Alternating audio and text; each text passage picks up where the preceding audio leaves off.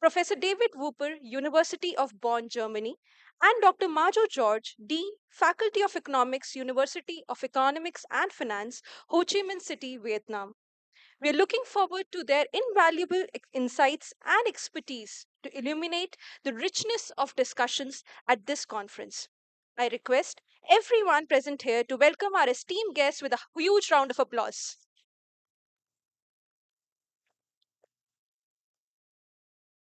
May I now request our esteemed dignitaries to join us on the stage and kindly proceed for the ceremonial lighting of the lamp, a symbolic invocation of knowledge, wisdom, and enlightenment.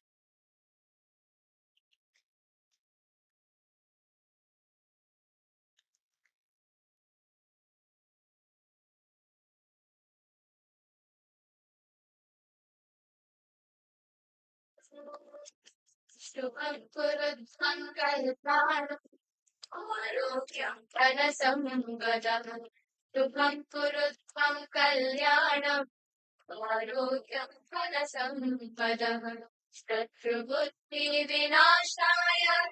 दीपज्योतिर्नमोऽस्तु ते दीपज्योतिर्नमोऽस्तु ते दीपज्योतिर्मनः दीपज्योतिर्जनार्दनः दीपज्योतिर्परब्रह्म दीपज्योतिर्जनार्दनः दीपो हरतु मे पापम् सन्ध्यादीपनमोऽस्तु ओ दीपब्रह्मरूपस्त्वम् ज्योतिषां प्रभुरव्ययः ओ दीपब्रह्मरूपस्त्वम् ज्योतिषां प्रभुरव्ययः आरोग्यं देहि पुत्रां च पतिं स्वच्छामि मे सदा रविर्रक्तं समारभ्य यावत् सूर्योदयो भवेत् रविरस्तं समारभ्य यावत् सूर्योदयो भवेत् यस्य तिष्ठे गृहे दीप्तम् तस्य नास्ति दरिद्रता शुभं कुरु त्वं कल्याणम् आरोग्यं धनसम्पदः शुभं कुरु त्वं कल्याणम् आरोग्यं धनसम्पदः शत्रुबुद्धिविनाशाय दीपज्योतिर्नमोऽस्तु ते दीपज्योतिर्नमोऽस्तु ते शुभं कुरु त्वं कल्याणम् आरोग्यं धनसम्पदः शुभं कुरु त्वं कल्याणम्.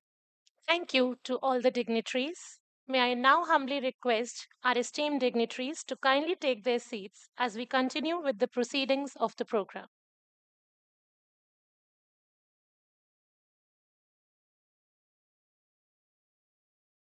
To enrich this solemn gathering with aesthetic grace, we now present a cultural performance by the students of the School of Social Sciences. May I invite a talented singer to grace the stage with a welcome musical performance.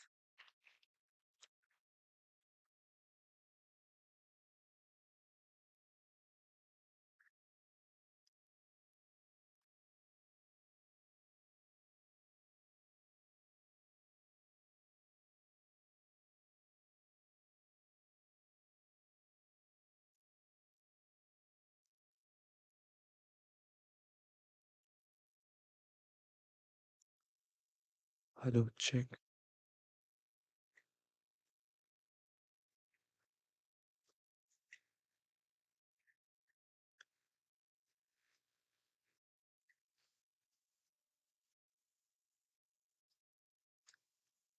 हसतो मा सद्गमया तमसो मा ज्योतिर्गमय मृत्योर्मामृतं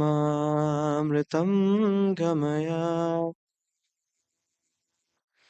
असतो मा सद्गमय तमसो मा ज्योतिर्गमय मृत्योर्मामृतं गमय तेरे वचनों की सरगम मेरे जीवन के हर कण में तेरी ज्योति की ज्वाला, मेरी राहों में उजियारा, असतो मा सद्गमया, तमसो मा ज्योतिर्गमया, मृत्योर्मामृतं गमया।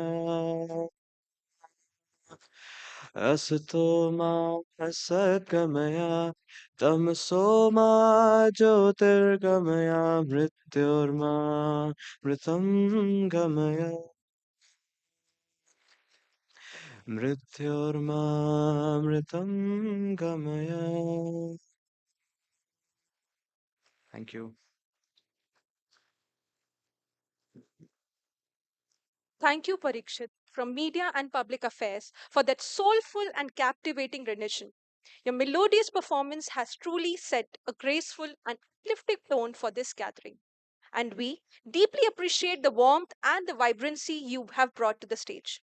Continuing with the cultural segment of this program, we now invite the dance duo to present their performance. May we request them to kindly take the stage.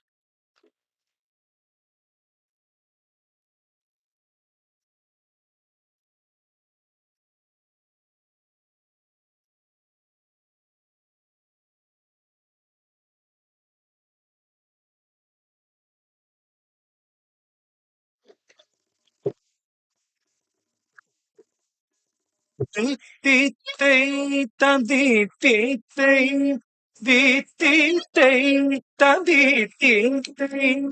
Vi vi da ga di mi di mi da di mi da ki da da di du du da ki da vi da di da ki da da ga da di da di da da.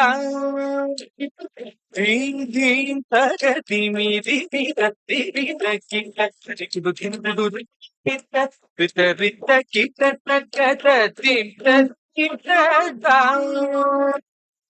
தடவன மொழி ஜன சகல சுர சுர சன்னுத பாத கிண்கிணி ஜமும் ஜம் ஜன ஜன ஜன ஜன ரூபுரதய ஜய ஜய ஜய ஜய விதி ஹரி சேவித் தகுடு தகுதனி கதா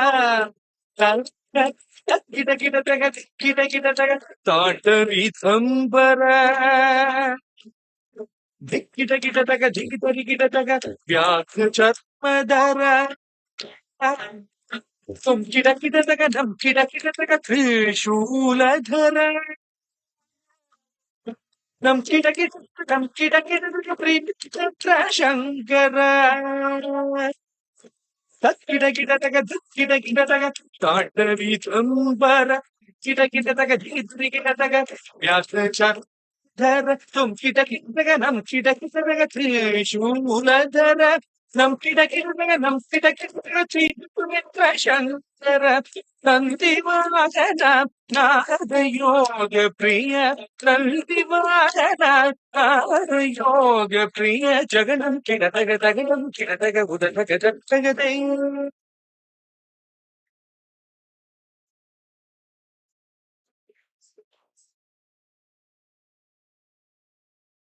Thank you, Prishni and Vinodni from MSc Economics and Analytics, for that graceful and inspiring performance, which has enriched the spirit of this gathering. As we move from this celebration of culture and creativity to the realm of intellectual exchange, we now turn our attention to the scholarly deliberations that form the core of this conference. We now proceed to the formal academic proceedings of ICAE 2026. May I now respectfully invite Professor Rakesh Mohan Joshi, Reverend Dr. Father Peter M.V., Dr. Shivani Chaudhary, Dr. Jitendra Bhandari, Dr. Amit Kumar, Mr. Santika S., and Dr. Firas Ahmed to kindly grace the dais and take their seats as we commence the formal proceedings of this August gathering.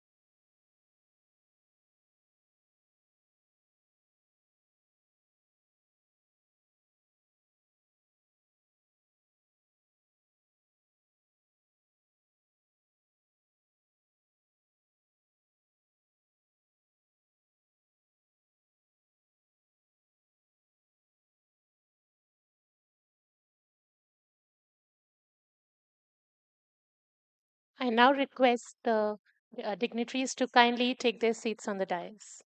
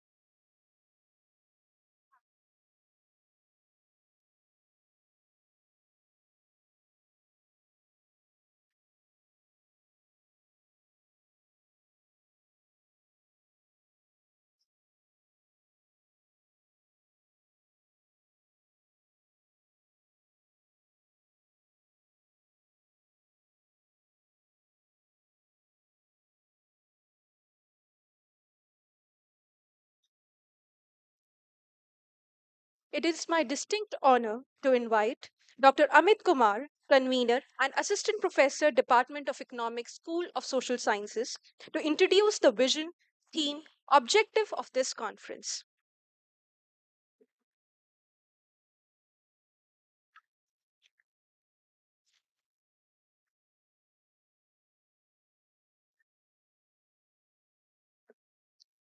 Good morning to all the distinguished guests, speakers, faculty members, researchers, participants, and my dear students.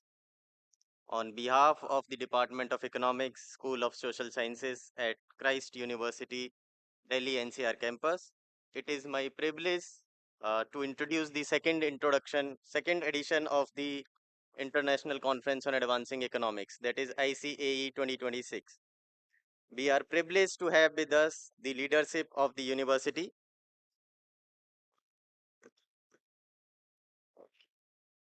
We are privileged to have with us the leadership of the university. I extend a warm welcome to our esteemed director, Reverend Father Vinod Michael in absentia, Associate Director, Reverend Father Dr. Peter MB, our Dean, Dr. Jean Paulo Sam, and our Associate Dean, Dr. Bosco Paul Alape. Their visionary leadership and commitment to nurturing a vibrant academic culture has been instrumental in the growth of this institution, and their continued support has been central to shaping this conference in its present form. We are deeply honored by the gracious presence of our chief guest, Dr. Rakesh Mohan Joshi, Vice Chancellor, Indian Institute of Foreign Trade. Thank you, sir, for joining us despite your busy schedule. I also extend a heartfelt welcome to our distinguished keynote speakers, Dr. David Wooper from the University of Bonn, Germany, and Dr. Majo George from the University of Economics and Finance, Vietnam. They will be joining us online. Next, I warmly welcome Dr. Sivani Chaudhary, Conference Chair and Head of the School of Social Sciences, Dr. Jitendra Bhandari, Conference Chair and Academic Coordinator of the department. Their invaluable guidance and continuous support in the planning and execution of this conference have played a key role in making this conference a reality. The theme of this year's conference, Redefining Growth, Integrating Economy, Society, and Sustainability for a Resilient Future.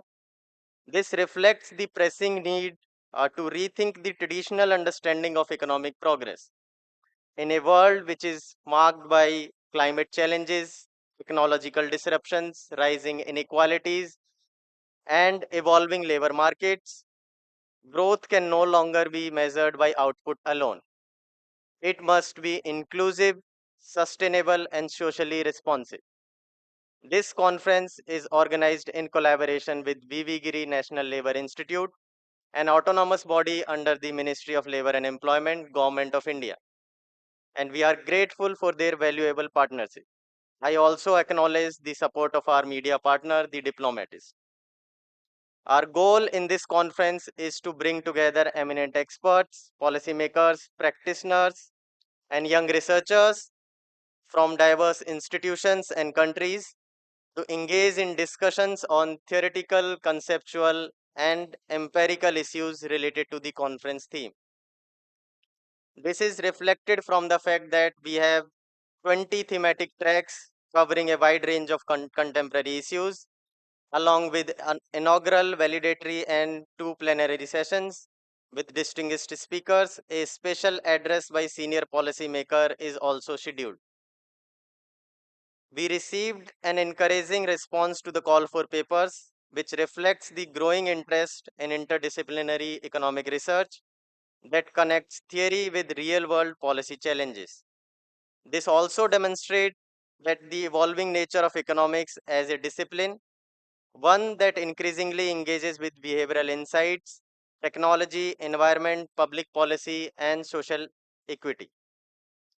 So, the objective of ICAE 2026 is not only to provide a platform for presenting research, but also to foster meaningful dialogue, collaboration, and knowledge exchange.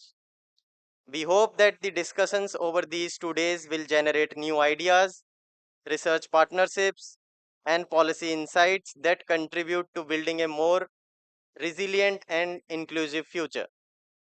I would like to express my sincere gratitude to our collaborators, speakers, session chairs, reviewers, my fellow conveners, organizing committee members, and student volunteers whose efforts have made this conference possible. We warmly welcome all the participants and look forward to 2 days of engaging academic deliberations and enriching interactions. Thank you, and I wish you all a very productive and insightful conference.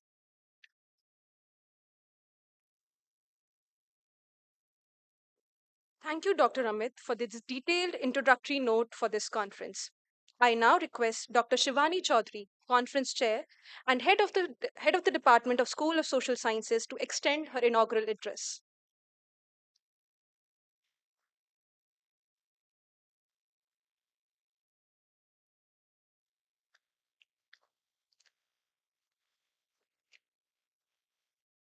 Good morning, one and all present here.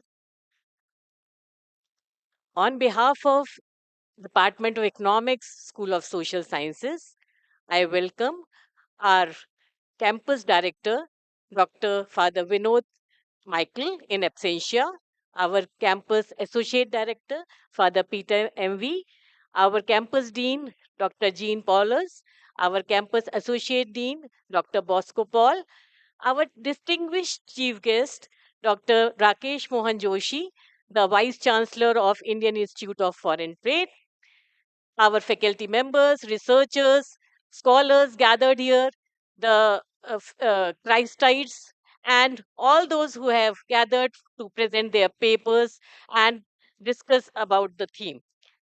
We are here to celebrate economic as well as academic event.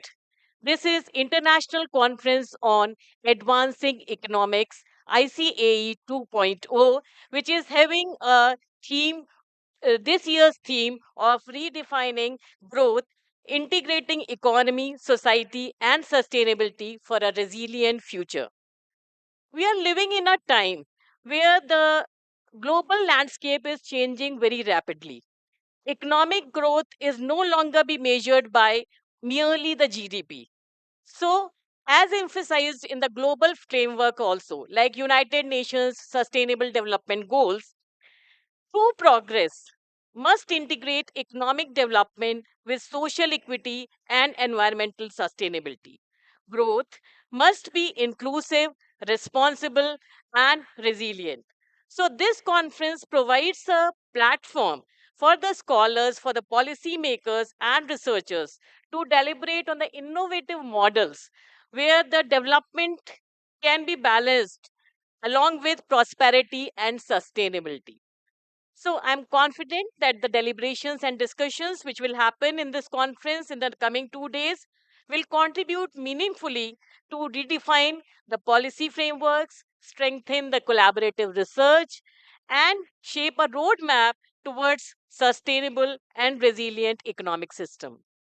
I would like to express my sincere gratitude to our distinguished chief guest, the keynote speakers, and the session chairs for gracing the occasion with their presence and sharing their invaluable expertise. I also congratulate the organizing team, the conveners, the faculty members, research scholars, and students for student volunteers basically whose dedication and meticulous efforts in planning has made this event possible. Let us utilize this opportunity not merely to discuss the challenges but also to find out some solutions for the same. So, to redefine the growth in a manner that ensures prosperity with purpose, development with dignity, and progress with sustainability. With these words, I once again welcome you all and wish the conference a great success. Thank you.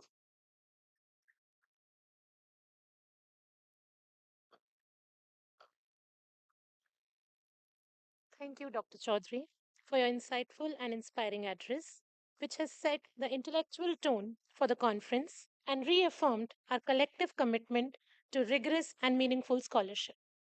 We now invite Reverend Dr. Father Peter M.V., Associate Director, Christ Deemed to be University, Delhi NCR campus, to deliver the formal welcome address.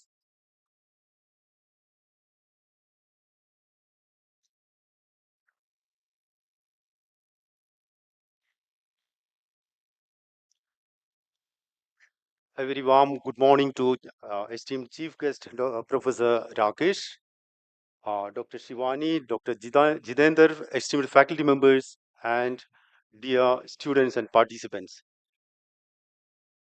I'm very happy to be here on the occasion of this international conference on advancing economics on the theme redefining growth, integrating economy, society, and sustainability for a resilient future.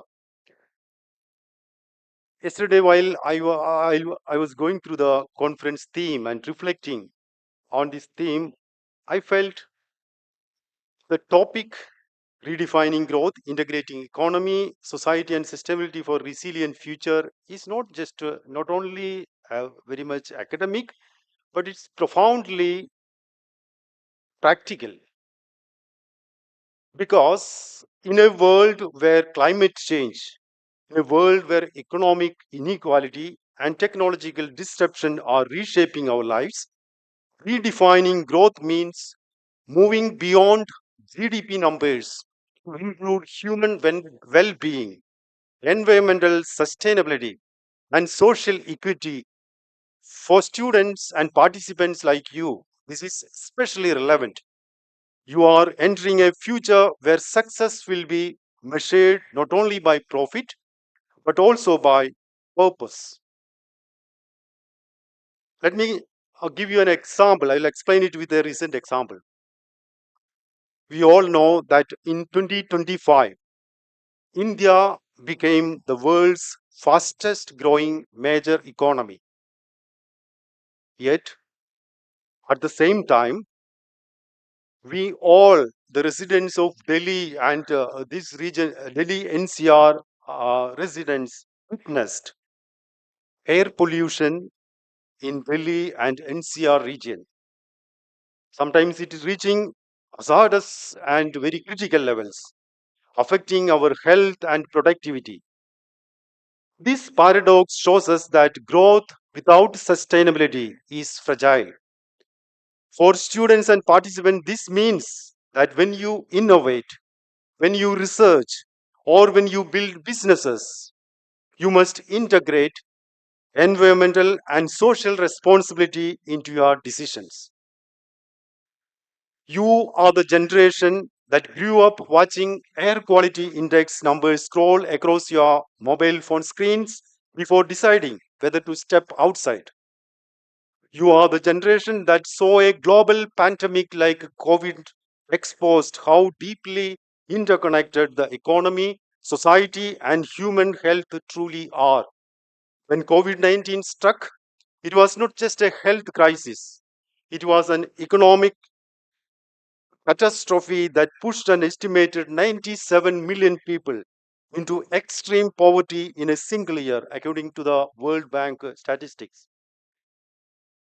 We also witnessed how an invisible virus shattered supply chains, collapsed livelihoods, and revealed with devastating clarity that an economy built without social resilience is an economy built on sand. You are also the generation that watched a 23-year-old Swedish student named Greta Thunberg stand before the United Nations and tell the world leaders with a data sheet in her hand and fury in her voice that the house is on fire and they are talking about money.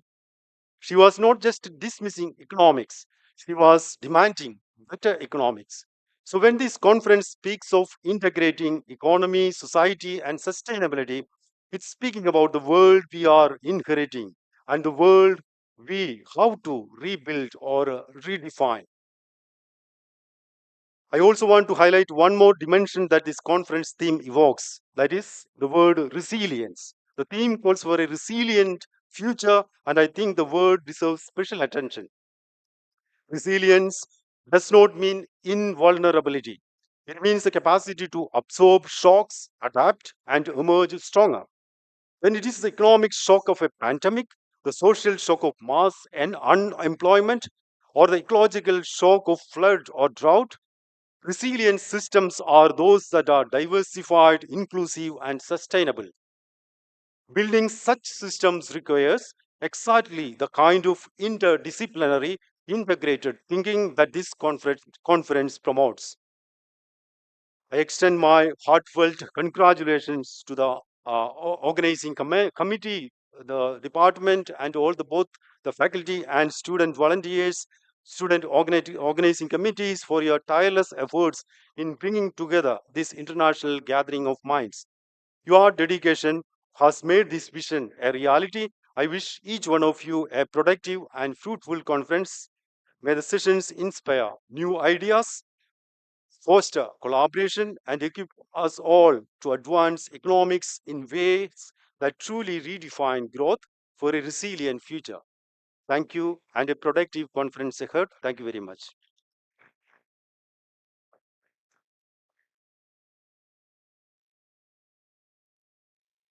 Thank you, Father, for your inspiring words and for setting a meaningful tone for the conference. Let us now proceed for a much awaited moment of the conference for all the participants. It is now time to release the book of abstracts for this conference. We now request all the dignitaries on the dais to come forward for the release of the book of abstracts. Let us extend a warm round of applause as we witness this significant moment.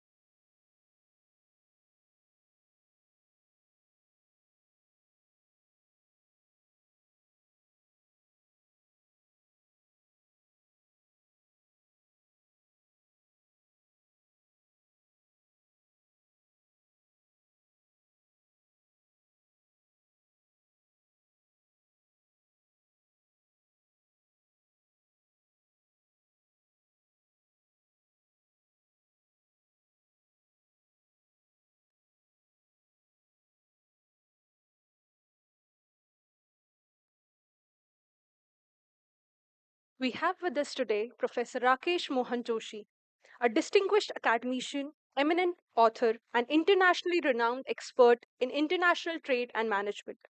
He currently serves as professor and vice chancellor for the Indian Institute of Foreign Trade, IIFT, New Delhi. A recipient of the IIFT Gold Medal, he has received advanced training from prestigious institutions, including Harvard Business School, Professor Joshi has authored several widely acclaimed books on international marketing and international business published by Oxford University Press and has served as editor of Foreign Trade Review. He has undertaken policy oriented research and training programs for governments, multilateral organizations such as the World Bank and the Asian Development Bank, and civil servants across countries. He is also a recipient of the Atal Bihari Vajpayee Award for his lifetime contribution to economic research and policy. We request Reverend Dr. Father Peter MV and Dr. Shivani Chaudhary to felicitate Professor Rakesh Mohan Joshi.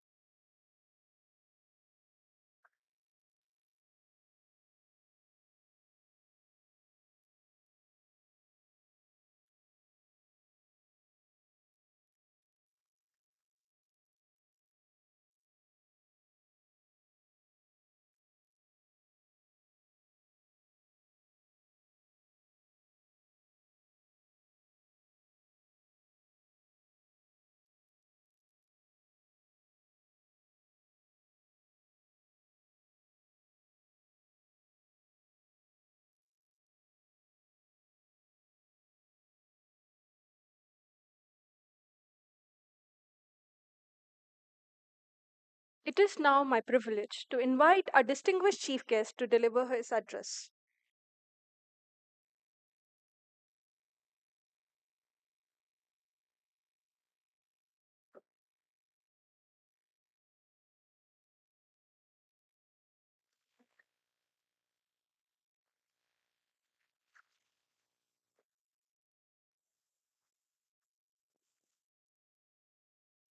Revered Father Dr. Peter, Dr. Jene Paulos, Dr. Bosco Paul, Dr. Shivani, Dr. Jitendra, distinguished professors of the Institute, researchers, and most importantly, the students on which the Institute is based on. So thank you so much for inviting to this, prestigious conference, and wherein, thank you so much.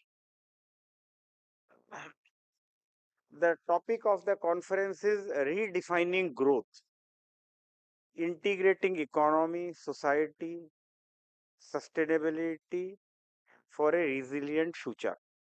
So I think as father talked about, the topic is just amazing. Number one is integrating economy. And all of those, who get up every morning in our age group, whose hairs are a bit gray, we have grown with the concept of globalization. So globalization is basically integration. Integrating, if you look into the bigger part of globalization, is integration of economies. But globalization is not only integration of economies, it is integration of financial system, it is integration of culture, it is integration of production, manufacturing, financial system, everything. So we talked of integration. Now I think let me cover topic one by one. Integrating economy. So how to integrate economies? Basic concept of integrating economy was free movement of people, free movement of goods and services. So how you have free movement? You have free movement if there is no tariff and no trade barrier. All of you are so fortunate to be here at this point of time, because when the whole world was going globalized and integrating of the economy, the biggest challenge arrived. How did it arrive? Soon after the election which took place in United States of America. And in the US elections in 2025, it was said that, you come to power and secret of success to increase the economy, for economic growth, to bring prosperity of the people of United States was by putting tariff and protecting imports.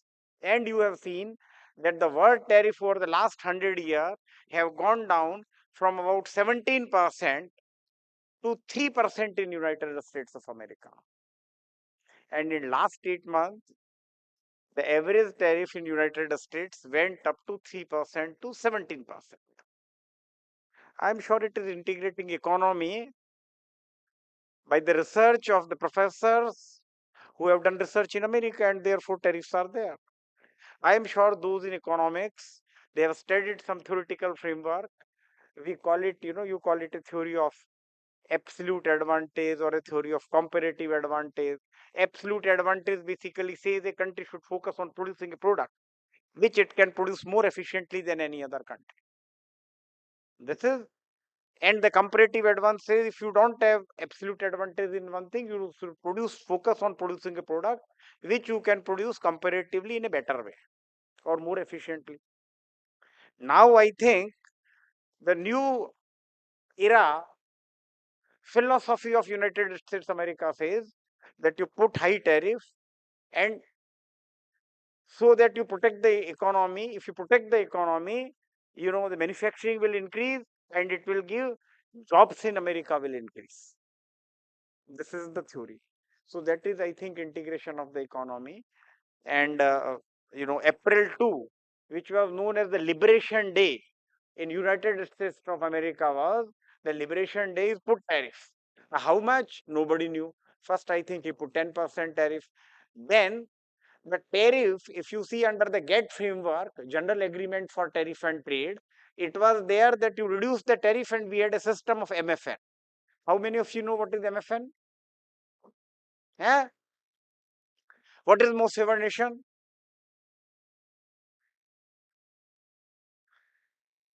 Most favored nation is not to favor a nation, but to not to discriminate between the two. So if you have, say, tariff X on country A, then we need to have the same tariff on all countries. So whole philosophy is changed. Now you say that, and please always beware of, never have faith on your friends, because friends will be the first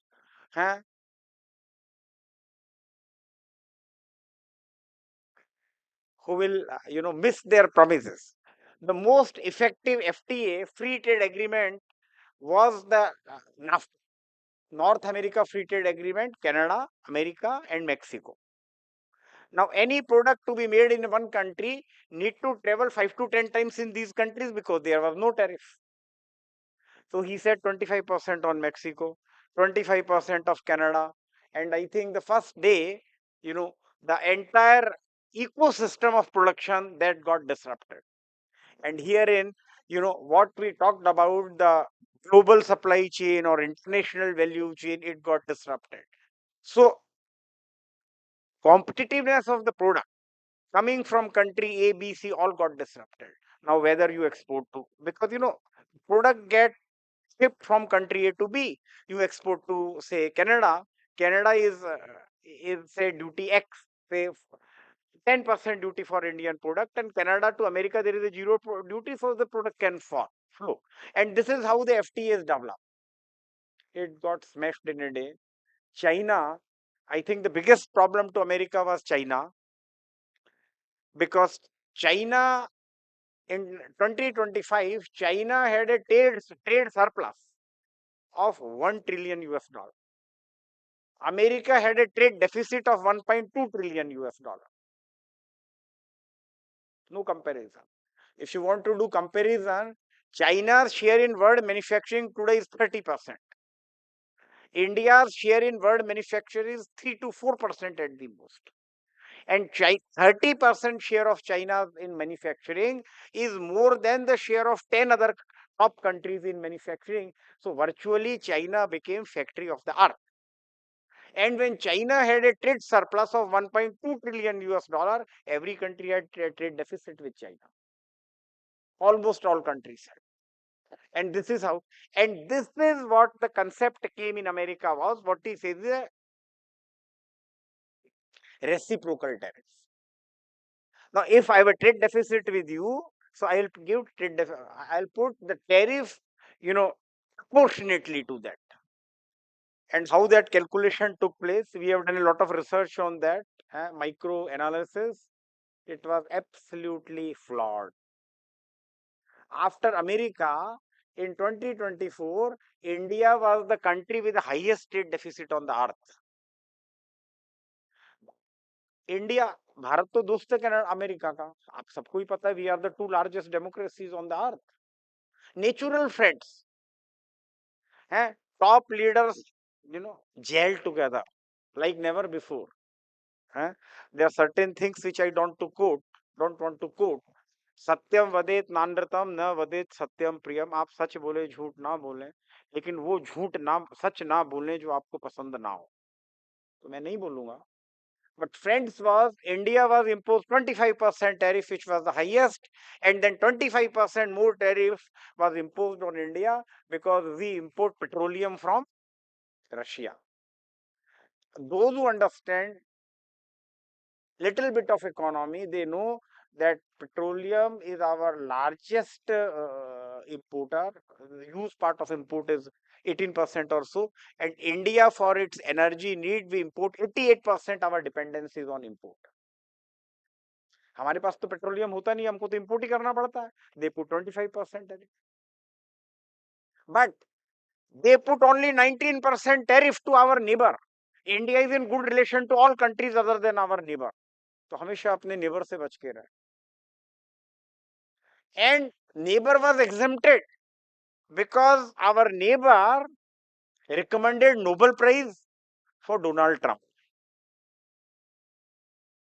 on peace because they are peaceful. Our neighbor is very peaceful. Everybody knows this. But America knows it better than all of us because they discovered the perpetrators of 9/11 in New York in America. अच्छा, bin Laden को किसने ढूंढा America में, हमको तो पता भी, no world do not know whether he was existing there, but America said that they discovered. So they are peaceful. So on them 19%, India 50%. India, we are dependent for our petroleum. For import, we import from Russia. And I think those understand, the international relations, they know Russia is a trusted friend of India. Another threat we received 2-3 weeks back, and which was probably a very crucial for all of us. We import oil from Iran. Iran, we have got centuries old relations. Iran gives petroleum to us in a better fashion, but 25% extra tariff if you import petroleum from Iran. आप देख रहे हो? And I think whatever the news you read, India cannot spoil, I reiterate, cannot spoil its relations with Iran, because when the whole world was not with Iran, India was, क्योंकि हम petroleum भी, and Iran is also dependent on India on their food security, and whole Middle East is dependent of India. UAE, कल आजकल तो झगड़ा ये चल रहा है कि India is coming closer to UAE than Saudi Arabia. So both these countries are fighting. They country are fighting, but they say India is tilting towards UAE, and I don't want to, but anyway. And now the economic the politics has become an integral part of economics. Politics has always been an integral part of economics. Only the economics overlook that. क्योंकि economist are very myopic. तुम मुझे बता दो कि present day trade में विच theory works. I wrote in Financial Express that no theory works. I wrote mayhem of trade theories. It does not work. अरे मैंने तो एक बार ये भी लिखा था हिंदुस्तान टाइम्स में कि Donald Trump should be given Nobel prize in economics. Peace में तो तुमने दिया नहीं, इकोनॉमिक्स में दे दो, because he has disrupted the entire theories of economics. अच्छा, ऐसा हुआ कि नहीं हुआ? सुबह उठ के चाय पे, चाय वाला, पान वाला, थड़ी वाला कोई बात करे ना कि डोनाल्ड ट्रंप को सब जानता है. And those who understand marketing, they know marketing में one thing which is very important is we have got an AIDA model: awareness, interest, desire, and action. People should know about you. Good or bad does not matter. So we know that Donald Trump exists, and what is going to happen tomorrow is because of Donald Trump. अच्छा ऐसा है कि नहीं है? Gold की price ऊपर चल रही है, डोनाल्ड ट्रंप वो ऐसा करेगा तो प्राइस नीचे आ जाएगी, and this is the calculation. So you want to integrate economy, God bless you.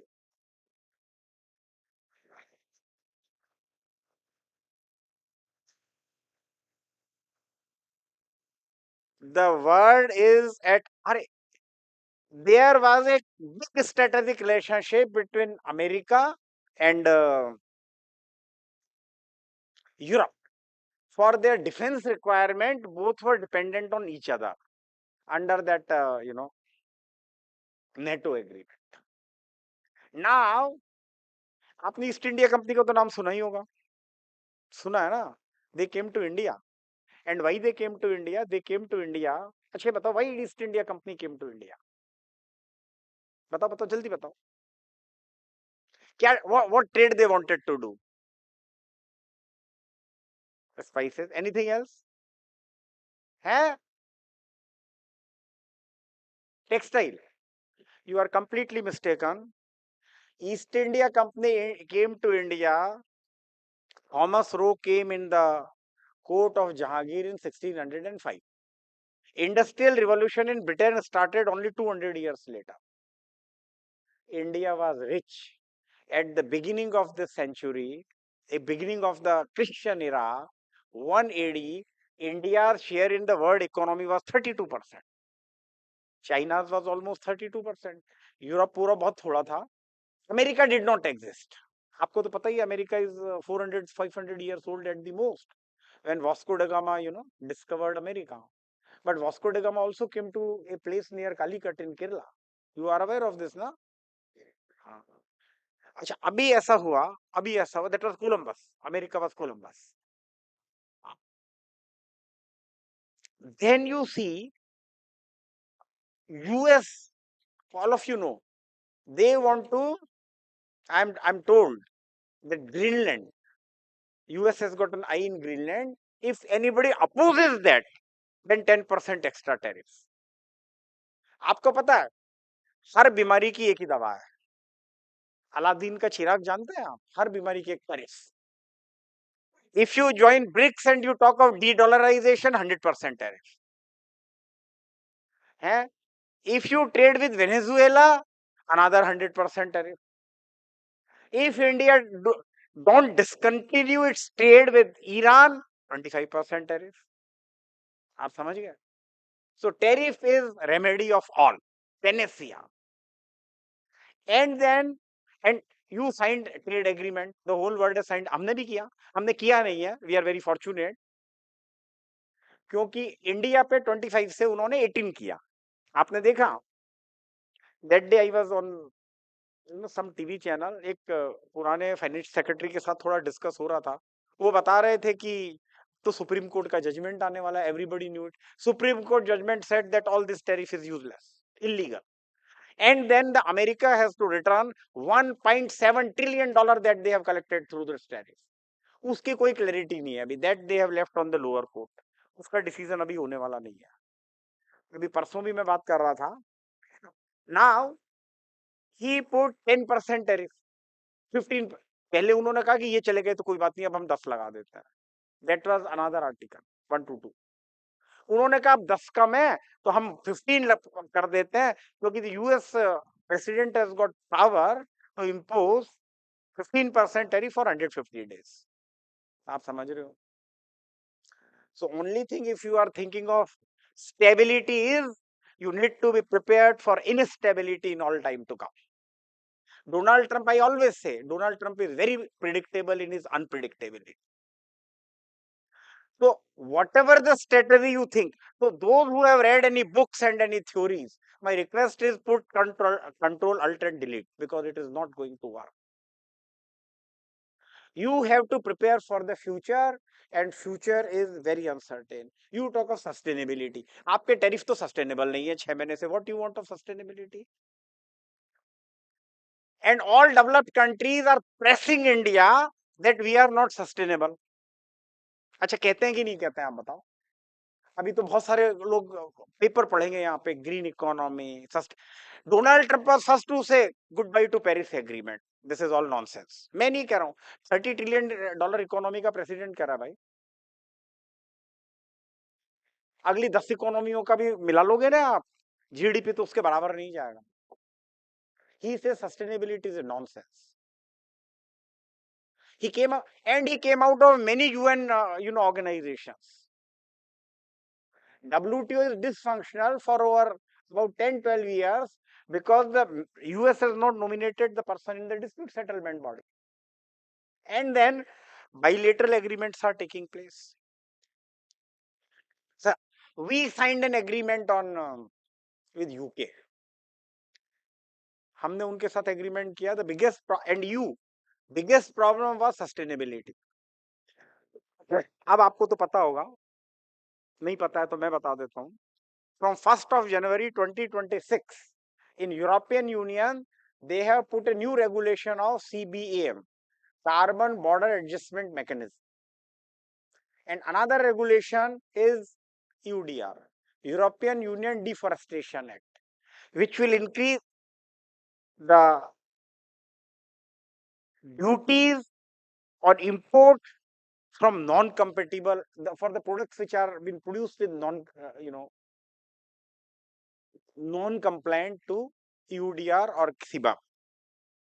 तो हमारे प्रोडक्ट की तो कीमत बढ़ जाएगी, सारे कंट्रीज की बढ़ जाएगी. Can you understand? And European union, we work very closely with the research on this. European Union and many other European countries, they put the quality standards stringent than WTO. And therefore, entry of Indian products or products from developing countries is difficult, or they are restricted. अभी मैं आपको बता देता हूँ कि जैसे दूध है, दूध, मिल्क ना. India is amazing. No country on the earth can match India. Not only because we are the largest populated country on the earth, 1.47 billion people. China is only 1.41 now, and India is growing rapidly. And do you think population of India is increasing because of incentive of the government of India? If you think so, you are completely mistaken. This is primarily the entrepreneurship of the people of India. So have trust in entrepreneurship of Indians, and you find the richest man in Britain was not born in Britain, they were born in India. The CEOs of the top companies on the earth, Google, Microsoft, YouTube, Novartis, were Indians, are Indian as on date. Because India has got something which foreign countries don't have. In UK, we negotiated the trade agreement for 3 years. UK had to change 4 prime ministers. Our one is sustaining. And then you talk of sustainability. India is amazing. And it is not only the population, our cultural diversity is unmatched. India, we have got 22 languages, 22 official languages.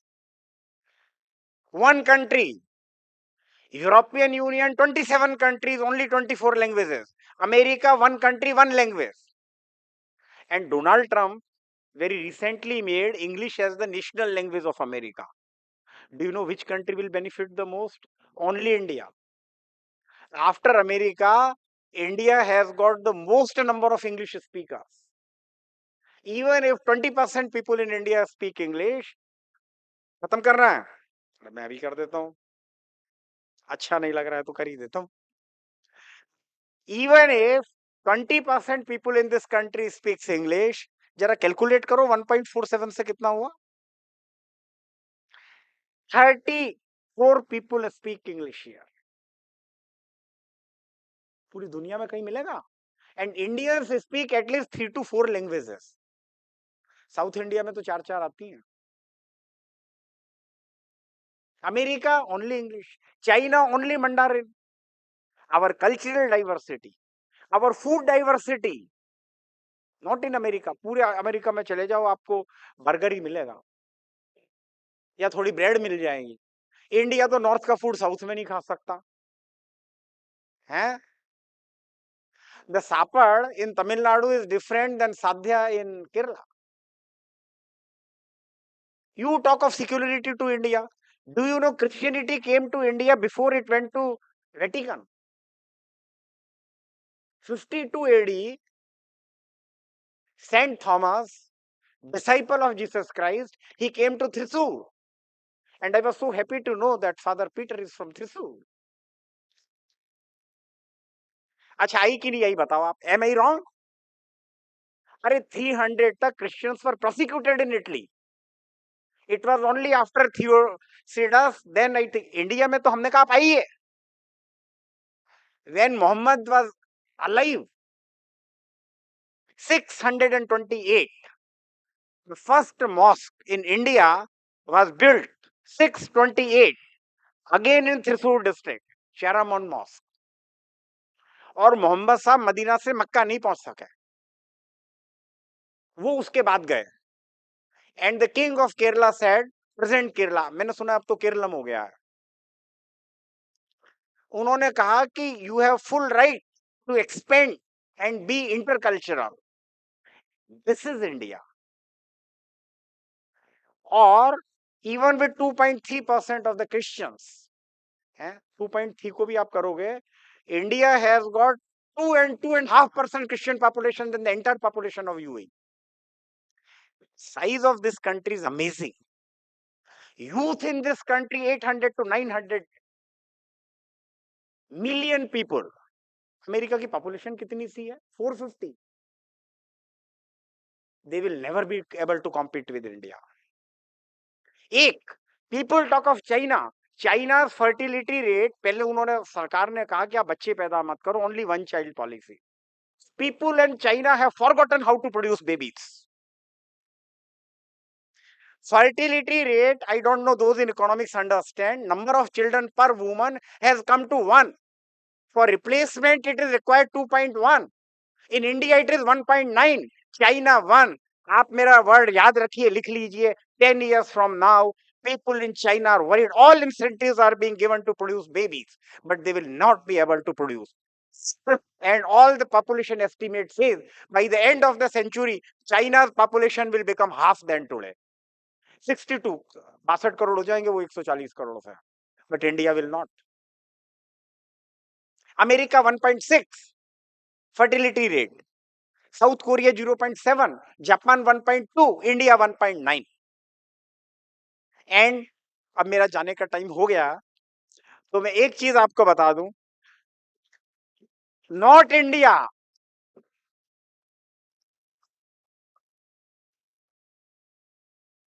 Goldman Sachs has forecasted that 2075 Indian economy will overtake America.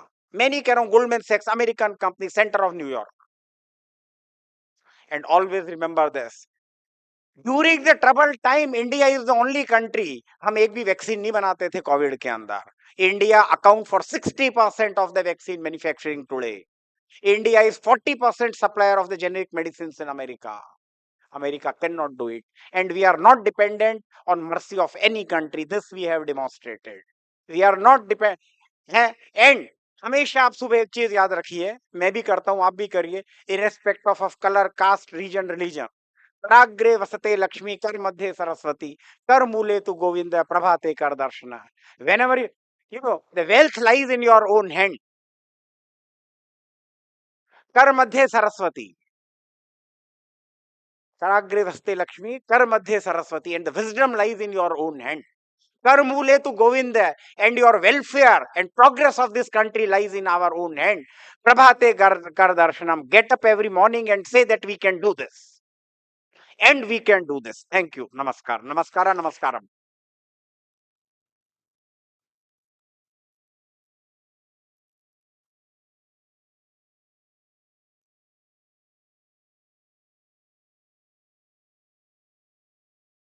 Thank you, Professor Rakesh Mohan Joshi. for your illuminating and intellectually enriching address. Your profound insights and nuanced perspectives have significantly elevated the discourse and provided invaluable direction for the deliberations that will unfold over the course of this conference. As we transition to the online keynote addresses, may I respectfully request our esteemed dignitaries to kindly step down from the dais and join us in the designated seating area. We deeply appreciate your gracious presence and continued engagement with the proceedings.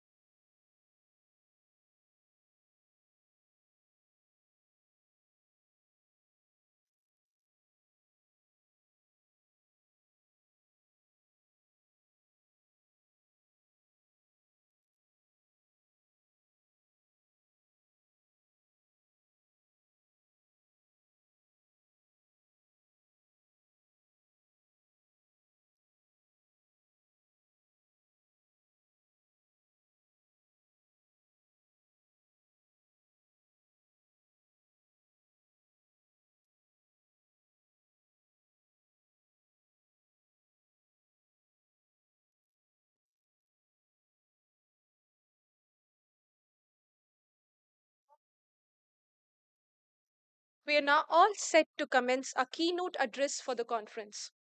Please join us in welcoming Professor David Whooper, Professor and Head of the Land Economics Group at the Institute for Food and Resource Economics, University of Bonn.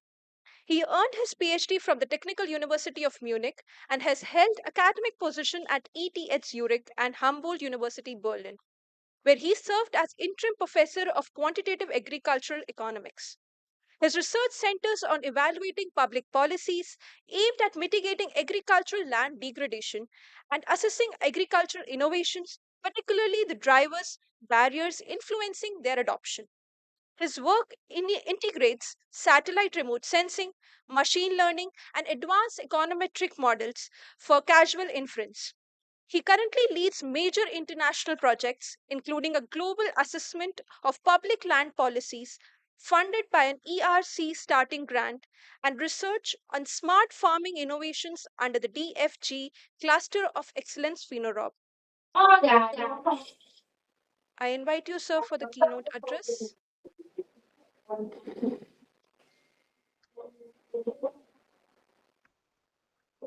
Due to some technical issues, Professor David Whooper won't be able to give his keynote address at this moment. So we'll move forward for the next keynote address. We have with us Dr. Majo George. I welcome you, sir. He is the Dean of the Faculty of Economics at the University of Economics and Finance, UEF, Ho Chi Minh City, Vietnam.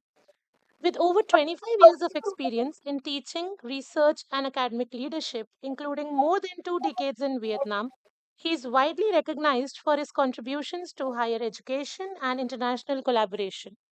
He has spearheaded major initiatives in internationalization, executive education, and academic diplomacy, notably strengthening India Vietnam academic partnerships. His research spans international business, logistics, and supply chain management, fintech, circular economy, innovation, and sustainable development. Dr. George has published extensively in reputed Scopus and ABDC index journals and edited volumes. An experienced PhD supervisor and corporate trainer, he combines academic rigor with practical industry engagement and contributing meaningfully to both academia and policy discourse. Sir, I invite you for your keynote address. Can you hear me?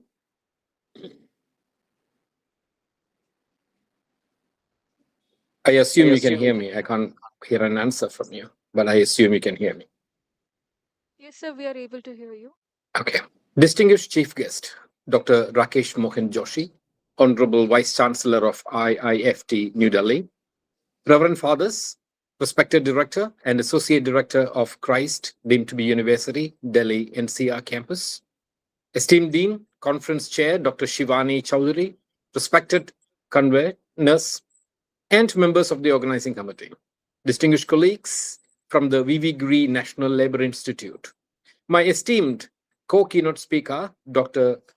David Wupa, who is expected to deliver his keynote speech soon after me, distinguished professors, scholars, industry leaders, and my dear students. I'm so happy because I was there a few days ago.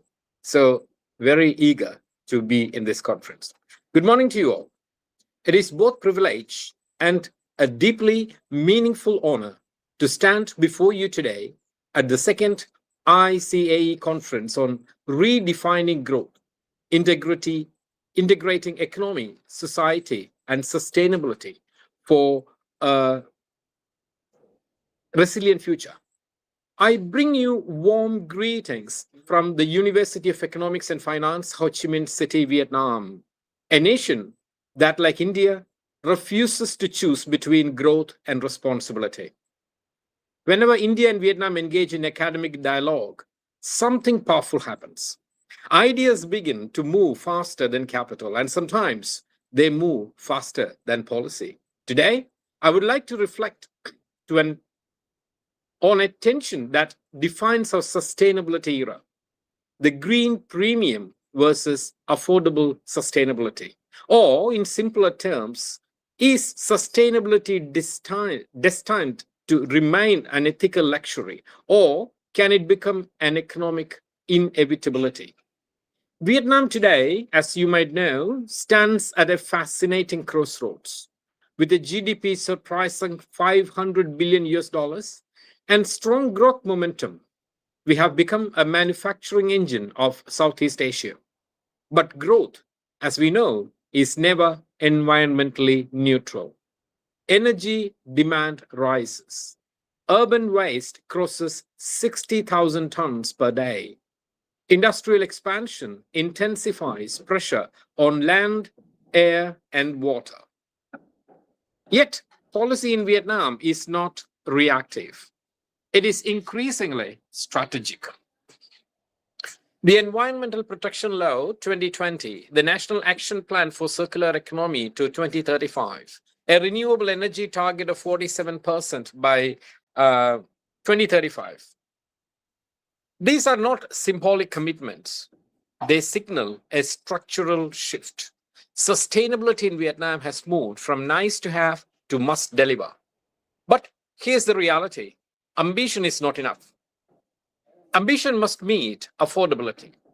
And that is where economics enters the conversation. Let me introduce what I call green consumer paradox. Survey data shows something fascinating. Almost everyone cares about climate change. Nearly everyone worries about future generations. 3 out of 4 consumers say they are willing to pay more for sustainable products. And yet, only about 1 in 4 consistently buys them. Awareness is high, intention is genuine, adoption collapses. This is not hypocrisy, this is friction. Sustainability is still priced as a premium lifestyle, not designed as a mainstream solution. And when economics and ethics collide, economics usually wins. That is the uncomfortable truth. So, what exactly is the green premium. Is it the additional cost of choosing clean over conventional?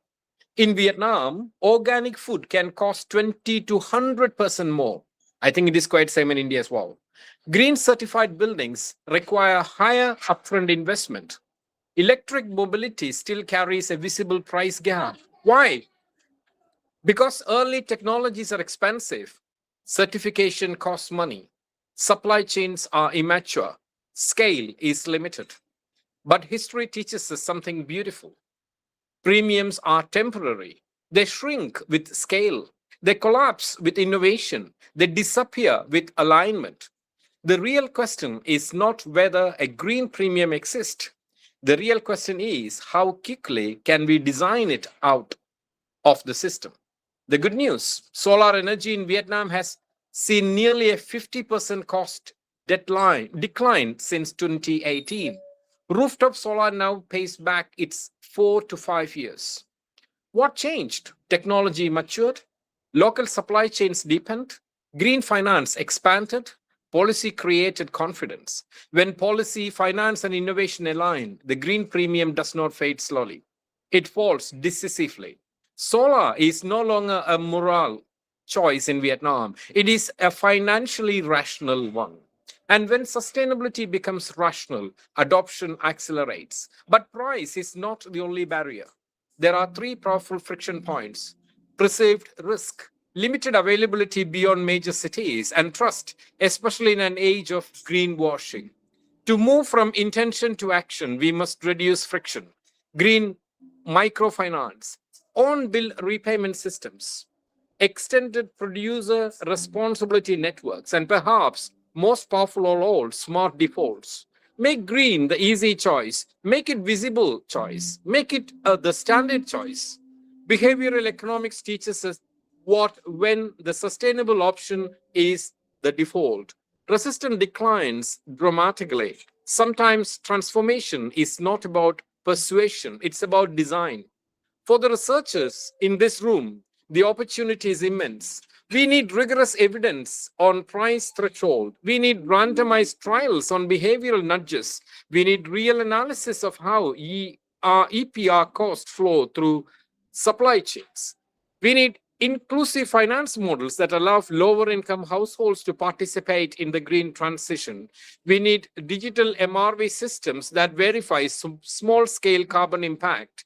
In short, we need data that designs markets. And I strongly believe that institutions like Christ University and UEF can collaborate across borders to generate that evidence, not in theory, but in practice. Let me close with one conviction. In emerging economies like Vietnam and India, sustainability cannot remain aspirational. It must become affordable. Because when green is expensive, it is optional. When green is affordable, it becomes inevitable.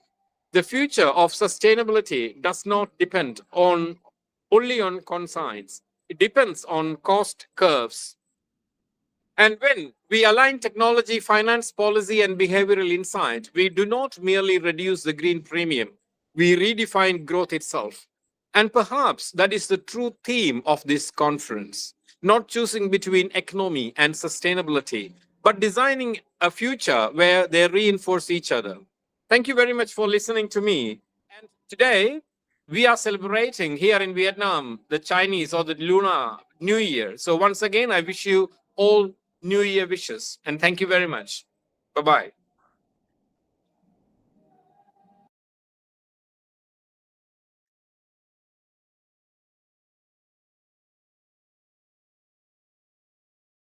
I extend my sincere gratitude to Dr. Majo George for an impactful keynote address and for sharing valuable insights that have greatly enriched our understanding. To formally conclude the inaugural session, uh,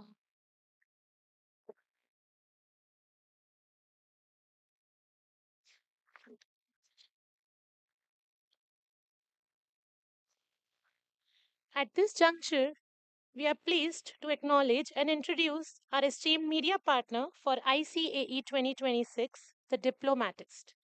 We now move to a special moment, the official release of the latest edition of the Diplomatist magazine. May I respectfully invite our dignitaries to kindly come forward and release the magazine. Ladies and gentlemen, let us extend a huge round of applause as we witness this significant moment.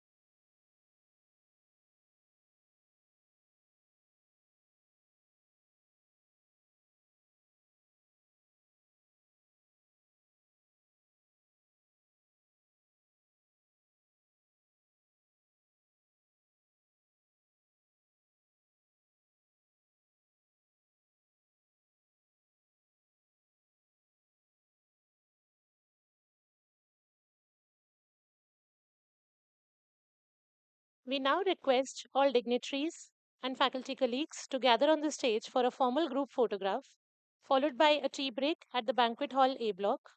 Meanwhile, students should remain seated until instructed to leave. Parallel technical sessions will commence at 11:45 a.m. at their respective venues. Track 1, Main Audi, A block 4th floor. Track 2, Seminar Hall, A block 3rd floor.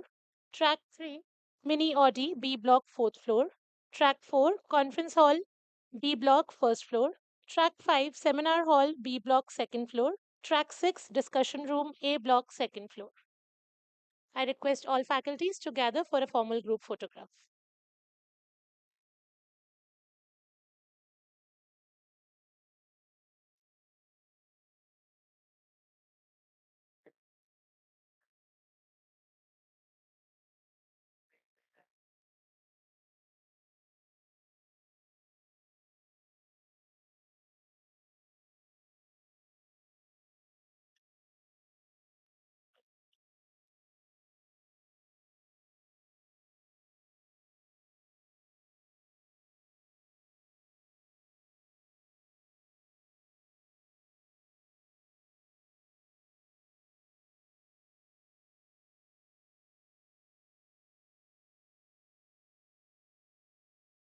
The students can move to the respective venues.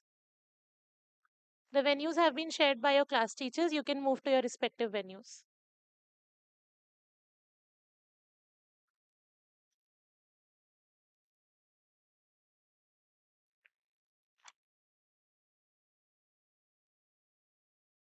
लेके चलेंगे इसको भी यहीं रख देते हैं आ जाओ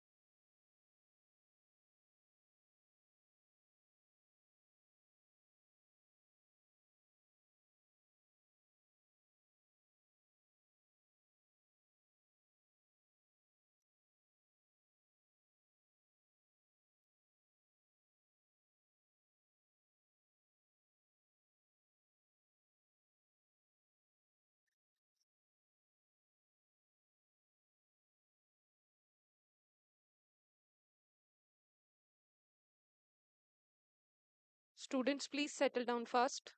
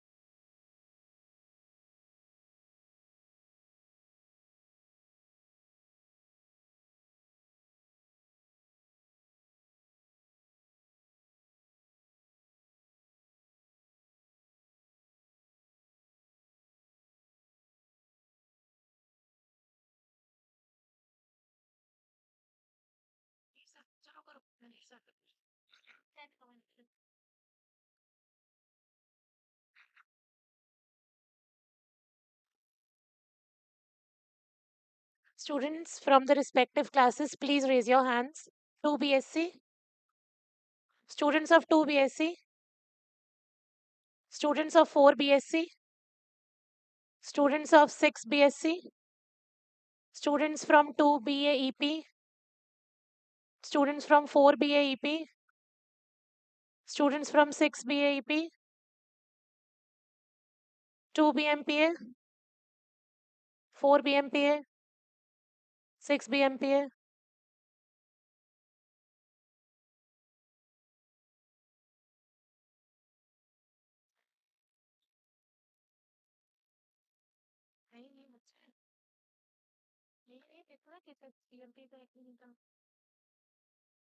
Anish sir, David Cooper has joined. Okay. हाँ हाँ रखा है हाँ रखा है ये रहा ये रहा हाँ सर डेविड फोल्डर पे डेविड कूपर ने ज्वाइन नहीं सर नहीं 22:30 तो उनको स्टार्ट करवाना 25 हो गए ना ऐसा छोटा होगा अभी सर अभी मैं पहले डेविड ऊपर ही करा सर क्या आप कैसे कर क्या क्या करा सर 2:31 तो कैसे करो सर कैसे लेट मत कराओ ना एक मिनट हमने क्या प्लान अब एक स्पेशल एड्रेस उनका पहले कराकर फिर पूरा सेशन प्लानरी सेशन स्टार्ट कैसे करते हैं हाँ और कैसा है आप 5 मिनट उनका इंट्रो भी पढ़ते हैं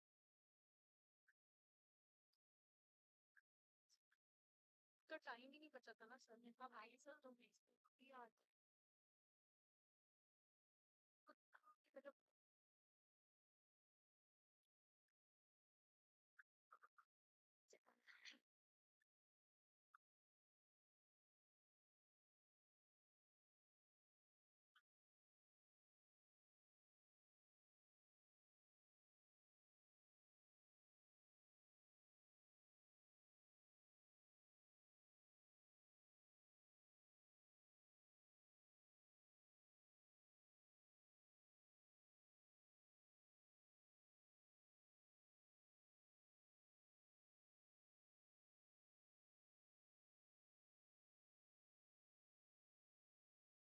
joining minute 1 or 2 minute each one हाँ हाँ सर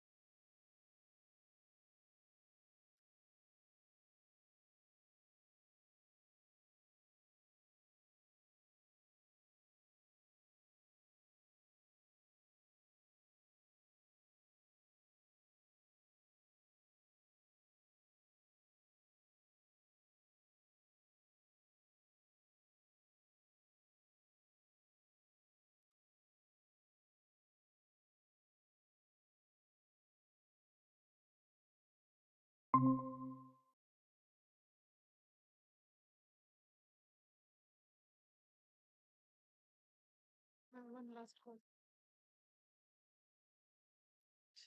Maybe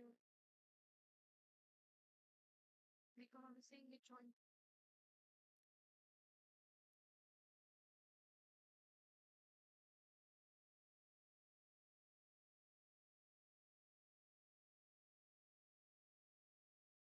क्या हुआ है?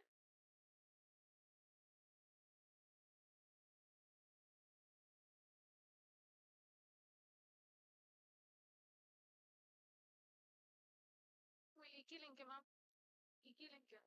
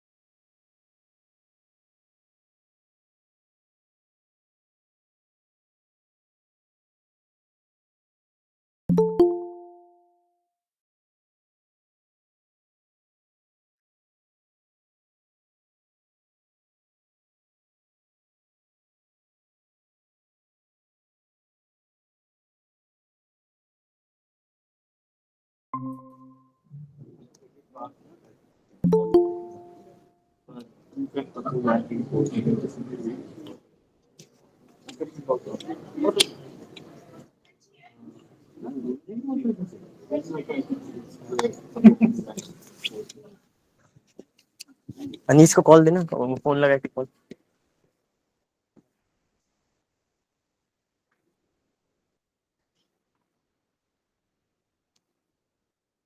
Anis, he's saying that you have to invite him in. Not admit, invite he's saying. Calendar में जाके यू कैन ऐड दी वो ना guest, may be in the morning time उसने अपना शेड्यूल किया था ना खुद से, इसलिए जस्ट एंटर द मेल ना।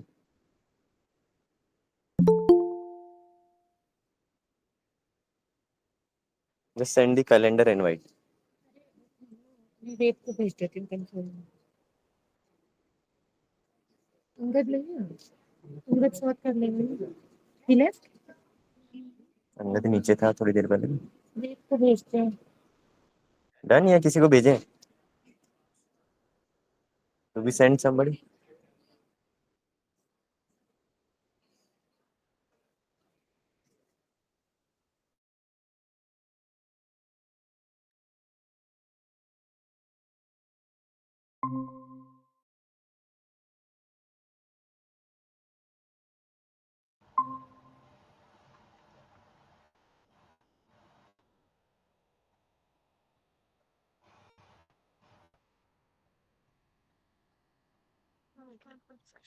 नहीं, आप चलो करो। Good afternoon.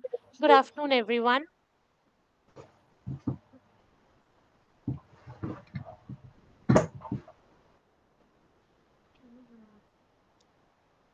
Having engaged in stimulating technical deliberations across multiple thematic tracks, we now reconvene for a special address and the plenary session organized under the Second International Conference on Advancing Economics, Redefining Growth, Integrating Economy, Society, and Sustainability for a Resilient Future by the Department of Economics, School of Social Sciences, Christ deemed to be University, Delhi NCR campus. We have with us today for a special address Professor David Wooper, head of the Land Economics Group of the Institute for Food and Resource Economics, University of Bonn. He earned his PhD from the Technical University of Munich and has held academic positions at ETH Zurich and Humboldt University Berlin, where he served as interim professor for quantitative agricultural economics. His research centers on evaluating public policies aimed at mitigating agricultural land degradation and assessing agricultural innovations, particularly the drivers and barriers influencing their adoption.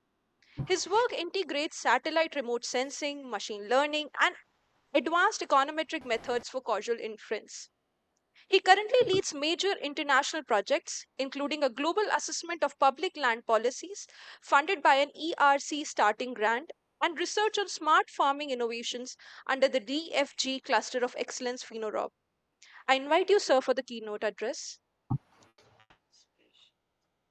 Thank you very much. I cannot see you, but can you hear me well? Okay, yes, sir. Okay, good.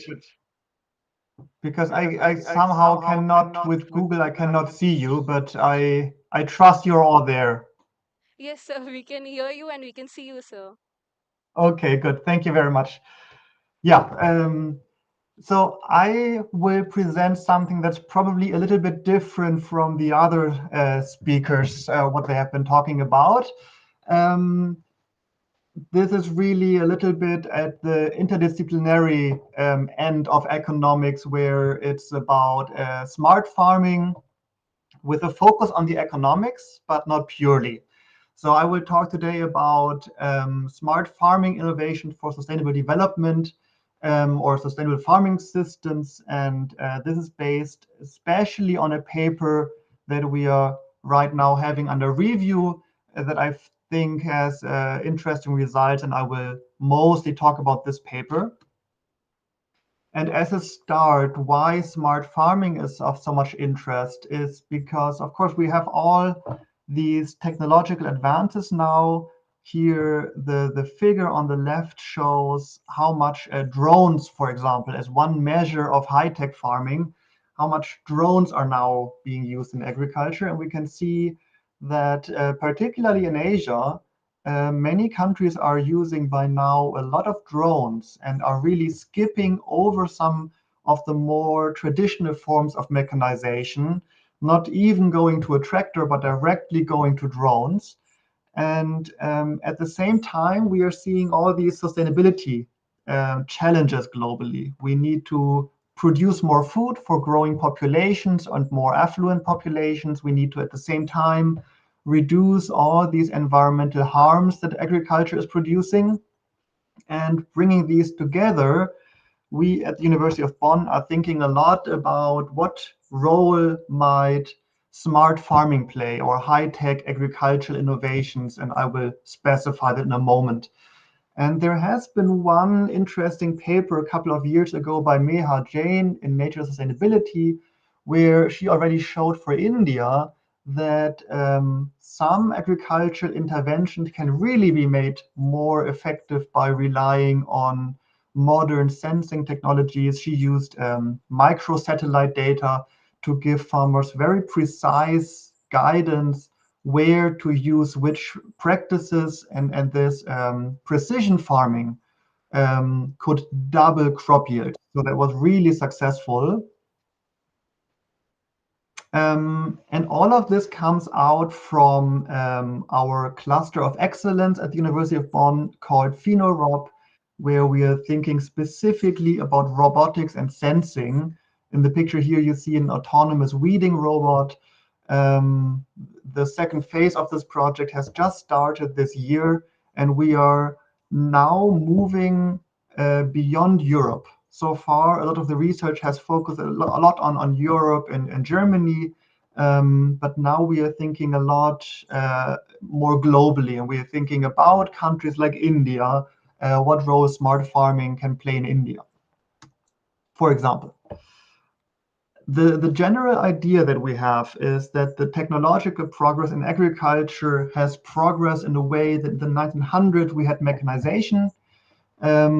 Later, 50 years later, we had the Green Revolution that you're all very familiar in India, with fertilizers and plant protection and all of these technological advances. Then in the 2000s, we moved to precision agriculture in many places, where we are just trying to make agriculture more efficient.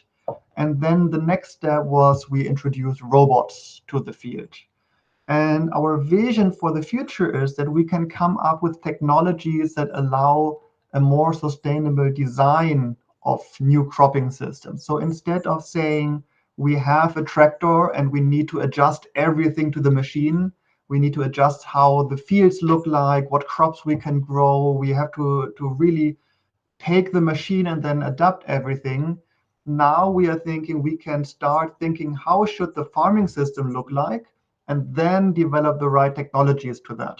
Because the new technologies are much more flexible and efficient in terms of there are smaller robots and there are sensing technologies and machine learning, a lot of technologies that now allow us to be much more flexible in how we want to design our cropping systems. So that's the vision for PhenoRob. So we are starting with the design of sustainable cropping systems, and then we try to come up with novel technologies and production and so on to really have a positive environmental and economic impact. And the way German universities are organized is we are organized in groups, always headed by a professor, and I'm leading the land economics group. Here's an image of the current team, and we are working on land degradation and public policies a lot, and then also on these smart farming innovations that I will talk about in a moment.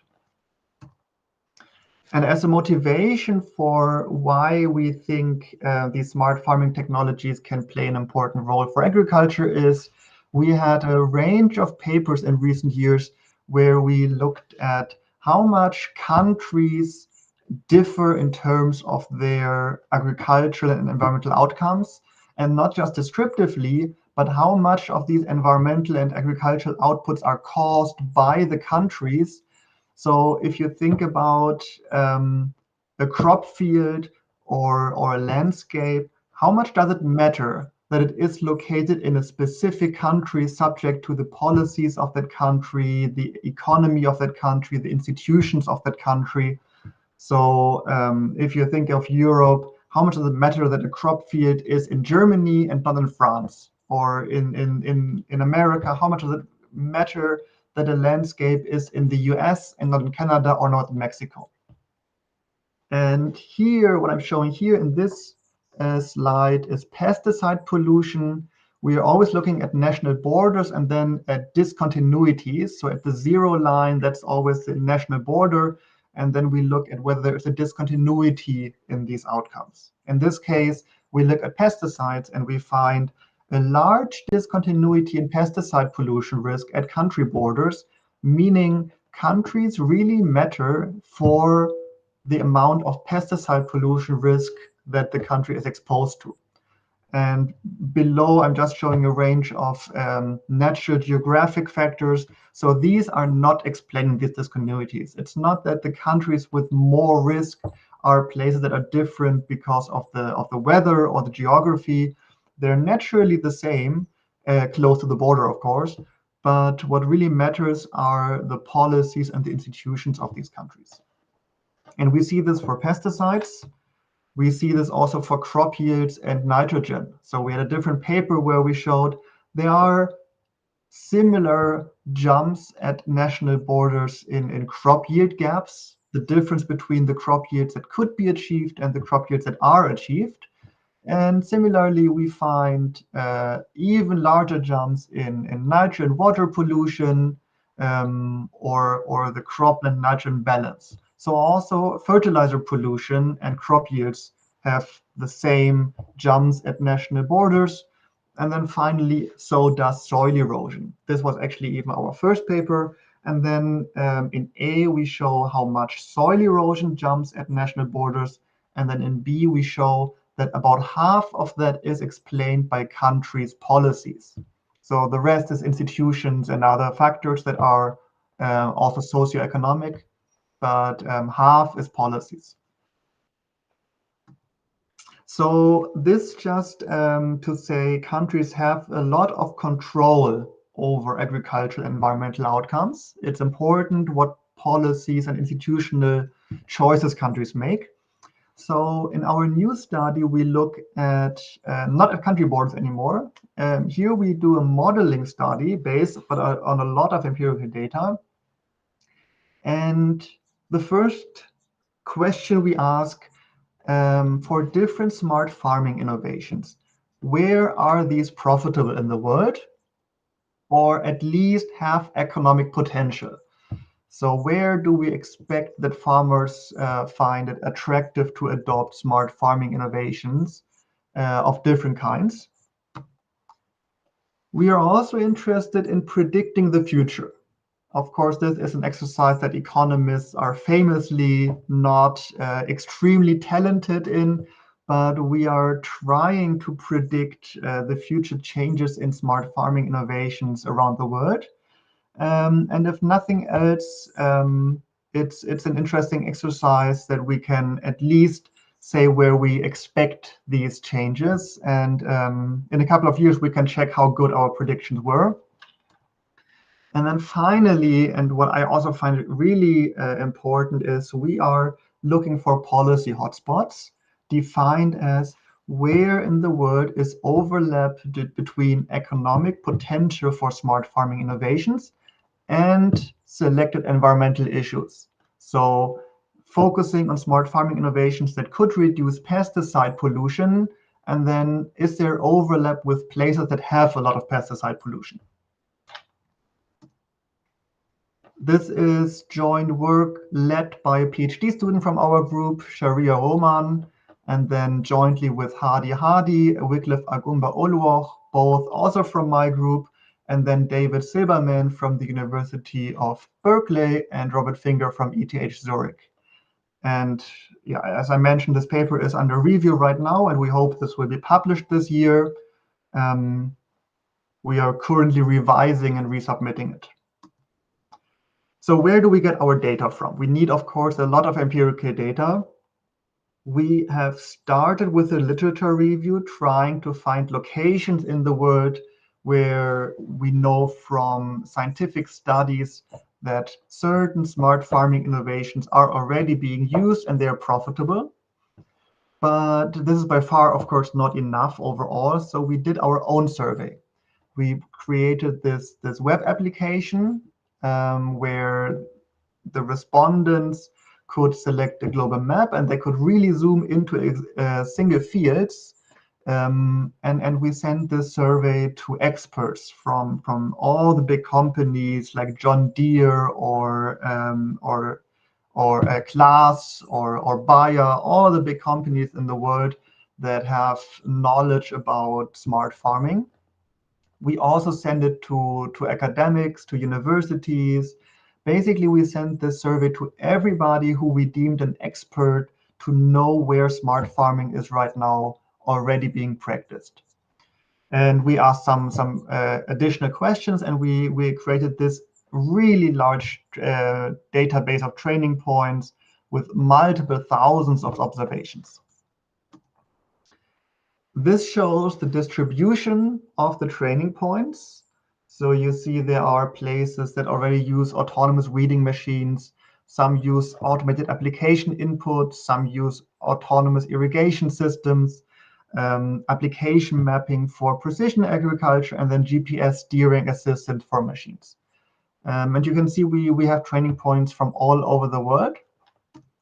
And we used these training points to train multiple machine learning models that we then assemble together to get the best possible prediction.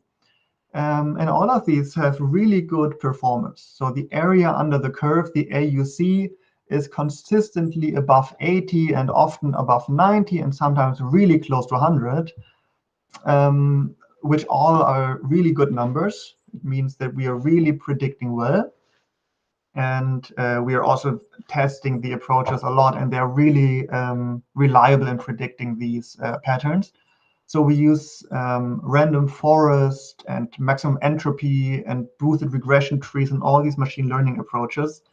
Yeah, the interesting thing is if you combine them, you get really a good map. And the way it works is we have our training points, and then we have predictor variables. The training points are from specific locations. There's a field somewhere in Germany. There's a field somewhere in India. And then we have global high resolution maps of predictor variables. For example, the Environmental Performance Index, that is a measure of the sustainability of the agriculture sector. Or cropland area, we have maps of cropland. We have the Human Development Index, which is, again, high resolution, and it combines income and education and health outcome of locations all over the world. And then we have some environmental variables like precipitation. We have the protection of property rights, and so on and so on, field sizes. So we have a lot of predictors. And these predictors basically extrapolate from the training points to make global maps that are wall to wall. So they are beyond the training points, they show the general global patterns.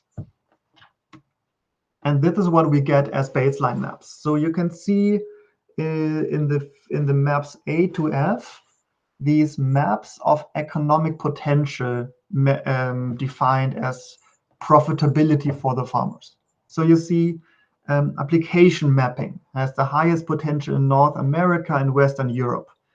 And also automated application of agricultural inputs, highest potential in high income countries, basically. You see Western Europe, you see North America, you see Australia. So a lot of this is highly correlated with economic development. GPS steering assistant, really where are the big productive fields with a lot of machinery, highly automated. It's Western Europe and US again. Autonomous weeding machines, it's really concentrated in Europe right now, which is because these make most sense in organic farming and with a lot of policy support, environmental policies that encourage farmers to use these sustainable farming practices. And the autonomous weeding machine is a replacement for pesticides in a way. So this is really the big driver here. Even autonomous irrigation systems, we see very high potential in Europe and North America. And then if we combine all of this together to have an average potential for smart farming, we see again the US, Australia, and North America, and Western Europe. But I'm now focusing so much on these like top countries. You see around the world there's a lot of potential. In particular in India. If you look at India, very often the map is not white. White would show no potential, or very light colors would show no potential. For India, it's not as high as in Europe and North America yet, but it is considerable. So India, um, Brazil, Argentina, many also China, many countries outside of North America and Europe also have considerable potential for smart farming technologies. And of course, we are thinking about predicting the future. India has really strong economic growth, so we are potentially expecting that India will have a lot of increase in potential. That's exactly what we see. Here we are using the shared socioeconomic pathway scenario 2, which is the middle of the road scenario of predicted socioeconomic development in the future. And we show this for the years 2035 and 2045. And indeed, we find that economic development alone will increase the potential for smart farming innovation in India by quite a lot, and also globally by quite a lot. And then we have a optimistic and a pessimistic scenario. And the difference is we are assuming different degrees of environmental policies. So will countries become more sustainable or less sustainable in their policies? You could imagine somebody getting elected into office who is not a big fan of sustainability and gets rid of a lot of regulations and policies. Or you could imagine the opposite, politicians getting elected that really drive a transformation to sustainability. So those are the optimistic and the pessimistic scenarios that we're having. And what we see also that really makes a difference. Can be a little bit hard to see in these maps actually, because these maps still show the general level quite a lot, but I think you can see some differences. And just to clarify the changes, we have also mapped the changes themselves. So here you see for the baseline 2025, um, from 2025 to 2035 on the left and to 2045 on the right. And you see in both potential expansion in Eastern Europe, in India in particular, in China and in Latin America, and also in Mexico, for example, and parts of the US. But it's really, I would say, Latin America and parts of Asia, and then Eastern Europe, where we see a lot of change. But also, if you look at South Africa, you see a little bit of expansion.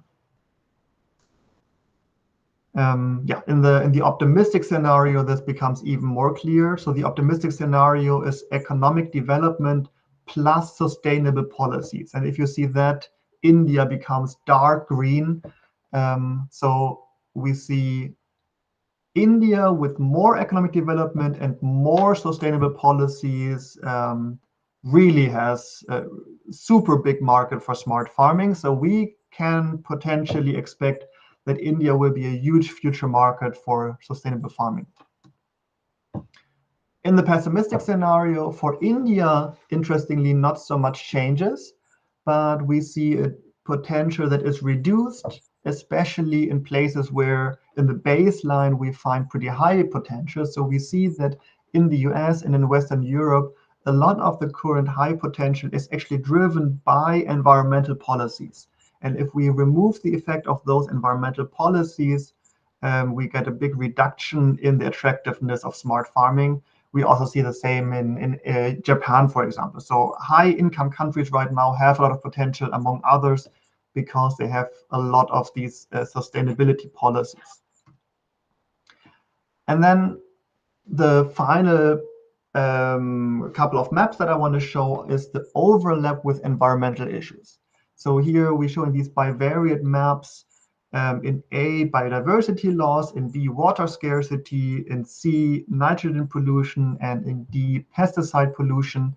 And always in yellow are the places with very high innovation potential and very large environmental issues. So there are parts of the US that have a lot of biodiversity loss and also high potential for smart farming. Or we see, for example, in Spain, a lot of water scarcity and high potential for smart irrigation. Same in Italy, because these are places with high income and very profitable agriculture sectors, but then also water scarcity. So there's a big incentive for smart farming, but also many places in India. There are a lot of yellow dots in India for the adoption of smart irrigation technologies, and of course also in China, what we see here, especially in the northeast of China, very high potential for the adoption of smart farming in terms of smart irrigation to address water scarcity. For pesticide pollution, we see again, especially China popping out, and also for nitrogen pollution. So China will be also a huge market for smart farming in the future, especially if this is supported by policies to address these environmental issues.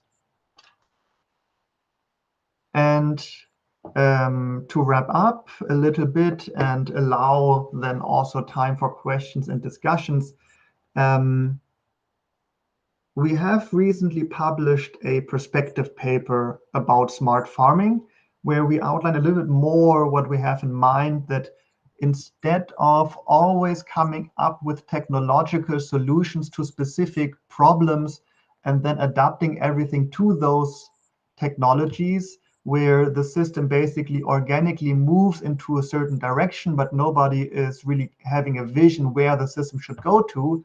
Um, Compared to what we envision here is that there is a democratic discussion how the farming system should look like, and then to come up with what's needed for that. What technologies do we need?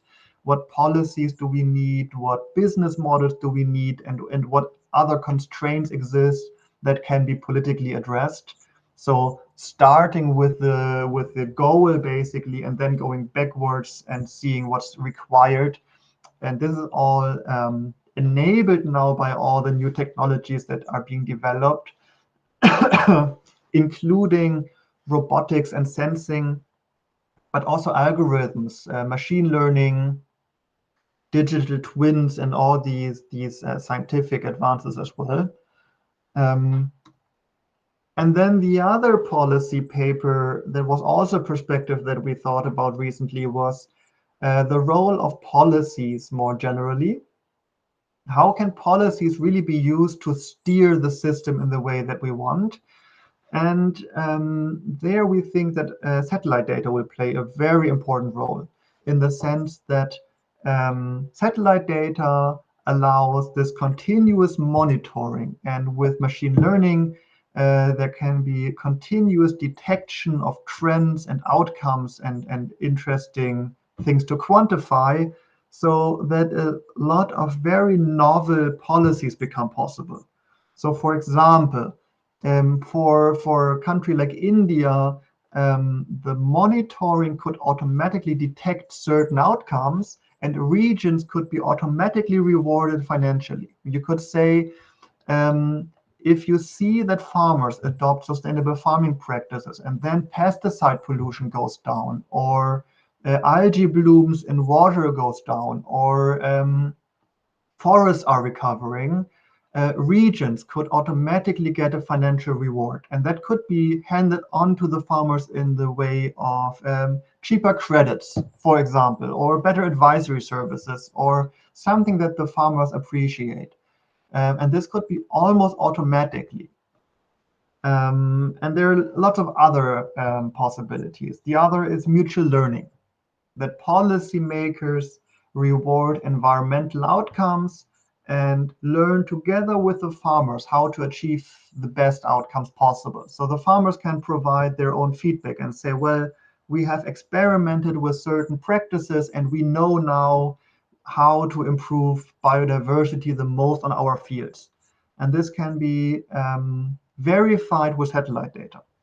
So I think a lot of very exciting new possibilities for satellite data, for drone data, for sensors in machinery, and all together, I think these technologies will not be the only solution to our agriculture challenges, but they are probably a big part of the solution, in my view.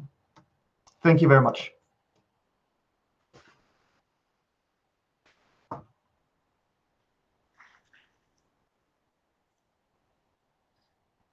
Thank you, Professor David Hooper, for your insightful session and for enriching our conference with your expertise and vision. I'm sure your session has left us with many valuable thoughts and meaningful insights. We now move forward to the plenary session. The theme, Policy Pathways for a Resilient and Inclusive Future, compels us to confront some foundational questions. What kind of growth do we seek? Who benefits from it? And how do institutions, governance frameworks, and global dynamics shape its trajectory? In an increasingly interconnected yet fragmented world, resilience is no longer optional and inclusivity is no longer aspirational. Both are essential prerequisites for sustainable progress. It is with this spirit of critical inquiry and constructive dialogue that we now commence the plenary session. It is now my distinct honor and privilege to extend a very warm welcome to the chair of this plenary session. We have with us Dr. Faisal Ahmed, Professor of International Business at the Ford School of Management, New Delhi. With over 2 decades of experience as an academic, researcher, and consultant, he specializes in international trade, Indo Pacific geopolitics, China's global strategy, and free trade agreements.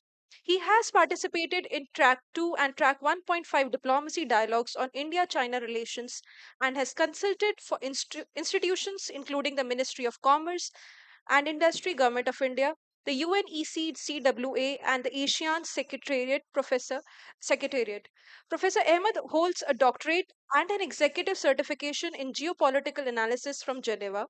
He has authored and edited several influential books, including works published by Springer and Routledge, and has published widely in leading international journals. A prominent public intellectual, he is frequently featured in national and international media as a trade and geopolitical expert. I request Dr. Shivani Chaudhary to kindly felicitate Dr. Ahmed.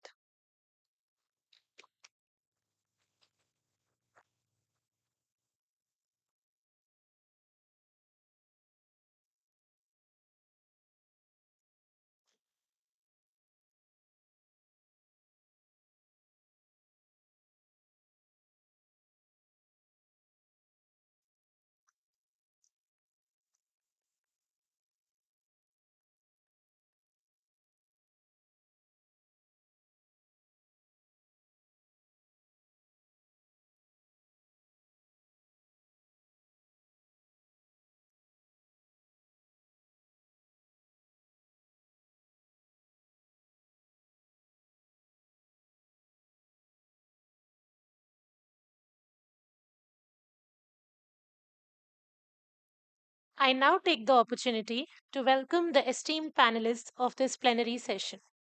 We welcome Dr. Avinandra Nath Thakur, Professor of Economics at the Jindal School of Government and Public Policy, OP Jindal Global University, and a Senior Research Fellow at IDEAS, as well as Research Fellow at AISRA. He holds his MA and MPhil from and PhD from Jawaharlal Nehru University. His areas of expertise include development economics, economic policy, applied econometrics, labor and agricultural economics, and data science. He has published widely in reputed academic journals and edited volumes. Before joining JGU in 2017, he taught at Delhi University College and Ambedkar University, Delhi. He also serves as editor of international peer reviewed journal Socrates, a journal of public policy, public administration, and philosophy.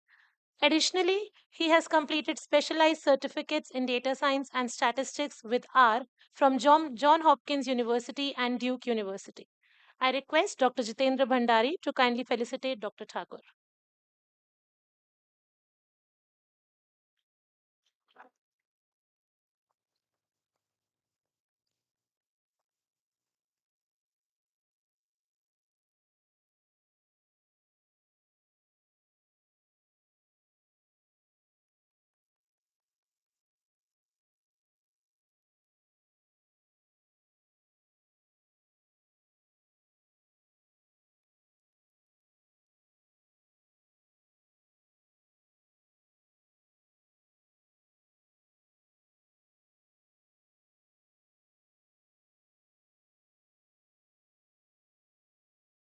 We have with us Dr. Sayantan Mandal, Associate Professor at the Zakir Hussain Center for Educational Studies, Jawaharlal Nehru University.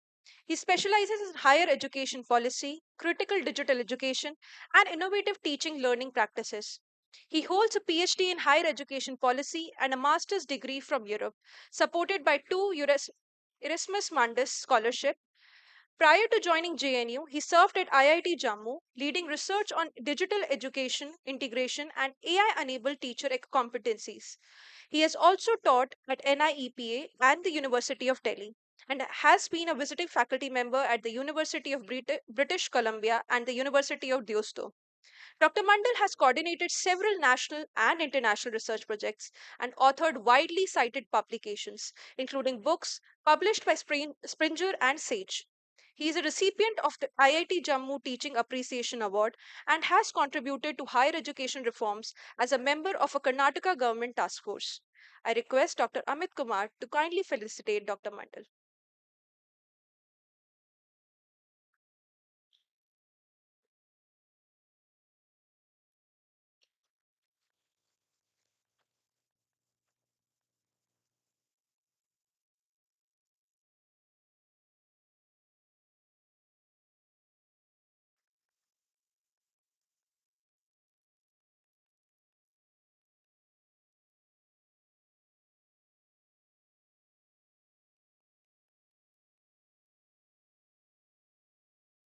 We welcome Dr. Sonal Katyal, an economist with over 17 years of experience spanning academia, research, consulting, and academic leadership in India and internationally.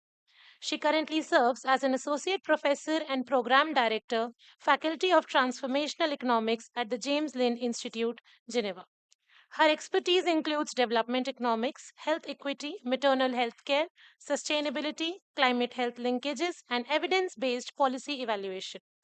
Dr. Katyal has published widely in peer reviewed and Scopus Index journals and has led impactful research projects on rural development, women empowerment, food security, and environmental resilience. She has taught and supervised research at leading institutions such as IIM Ahmedabad, Lancaster University, Giri World Institute, and FMS, University of Delhi, and she remains actively committed to translating research into inclusive and resilient policy frameworks. I request Dr. Faraz Ahmed to kindly felicitate Dr. Katyal. I request Ms. Susantika S. to kindly felicitate Dr. Katyal.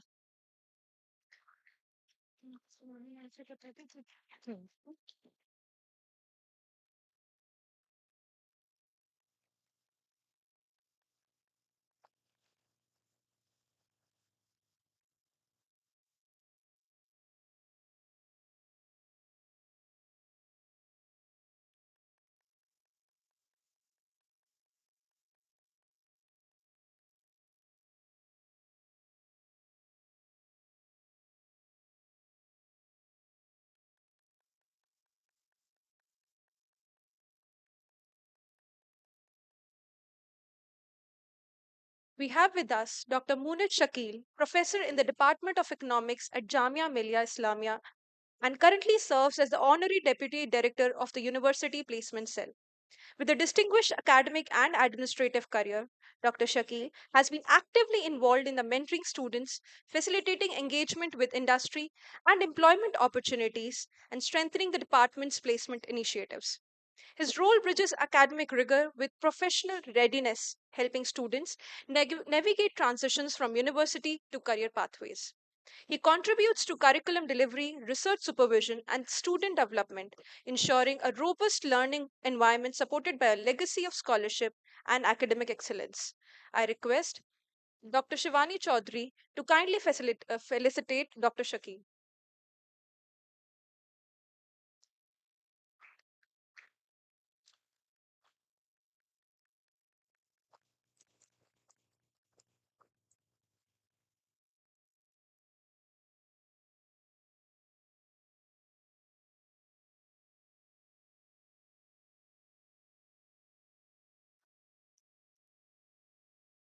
Mhm.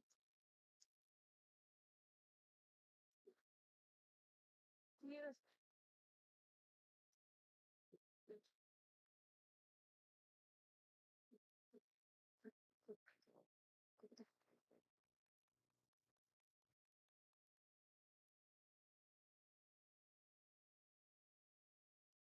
We are deeply honored to have with us such an accomplished assembly of scholars and policy thinkers whose academic rigor, intellectual leadership, and substantial contribution to the field of economics, governance, and public policy have significantly shaped contemporary discourse.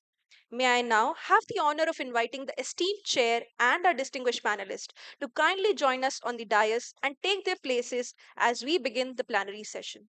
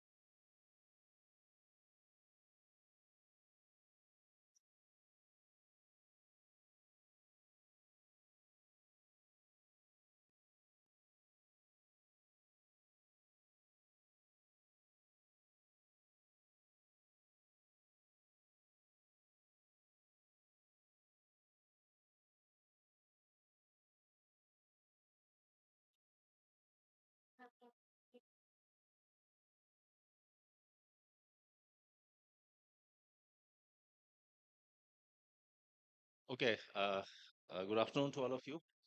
So finally, we are here for the panel discussion, plenary panel that we have, and we have very distinguished and eminent professors here.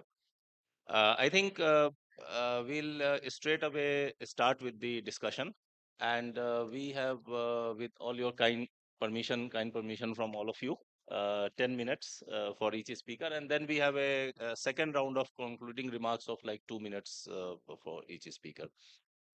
So I think we will now straight away start with the discussion. And we have this is a very important theme that we are having today. It's about resilience and it's also about inclusiveness. So if you look at the broader theme, there are two aspects basically when we are looking at a very futuristic orientation. One is the domestic aspects of resilience, and other is a global aspects of resilience as it affects everyone in the world, including our country. So we'll have a lot of things, which includes things like social systems, how they can be very inclusive and resilient. We also talk about some global things like the multilateral institutions or maybe reforms, industrialization, how globalization is taking up, and possibly that how is President Trump also talking about resilience and all these things. So now a lot of countries, in order to manage that level of resilience and inclusiveness in the wake of President Trump's tariff, uh, there is a totally a different kind of behavior. I think we'll also talk about it. So I think let's start first with Professor Avinand Thakur. And may I request you to throw some light? Basically, we'll speak on public policy aspects, especially pertaining to employment creation, economic growth, and the contemporary challenges. To start with the developmental dimensions first, Professor Thakur. Connected. Thank you, Chair, and thank you, the organizing committee, for inviting me for the talk. I'm really delighted to be here. This is the first time here in Christ University, so it's really delighted. So I will very briefly, because 10 minutes is there, so I will very briefly talk about employment particularly. And I totally understand that this topic is, of course, concern almost every student sitting here, because I'm talking about the growth particularly happening around India and how employment is there, particularly in the context of public policy. What kind of policy we are following, how things are actually going, what kind of policy challenges do we have.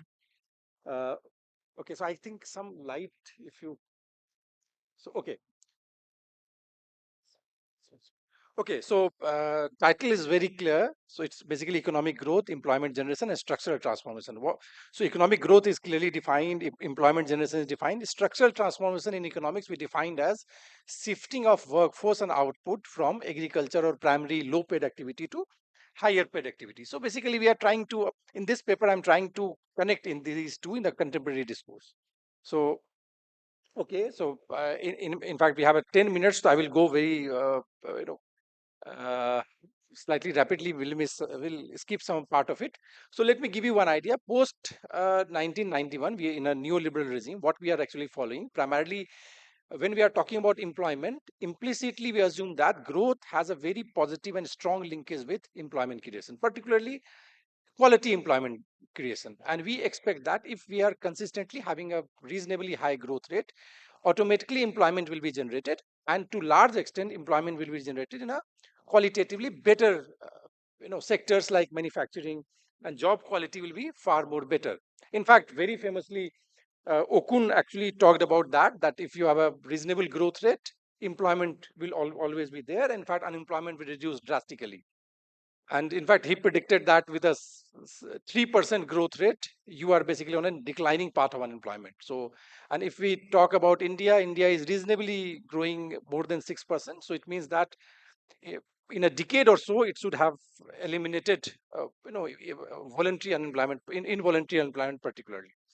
Okay, so this is we talk about growth, GDP. So except for a brief period of COVID, we find a very consistent growth rate in the country, particularly there in a. Then, if we talk about uh, this is a growth rate, that was a GDP. Again, if we simply ignore the dip which was happening in COVID, you find a reasonably high growth rate. I know that's not visible clearly, but 6% and above. So in the entire period, even if you take the average, it's far above 6% of the growth rate, which is reasonably high for any growing country with a large base. So in fact, and if you go by the norms, standard theory, you will clearly understand that any growth rate which is having higher than 6%, in all theory, it predicts that the employment generation will be quite high, and there will be some structural transformation in the economy. People will move from agriculture to manufacturing and services automatically, and gradually, uh, more sustainable and inclusive growth will happen.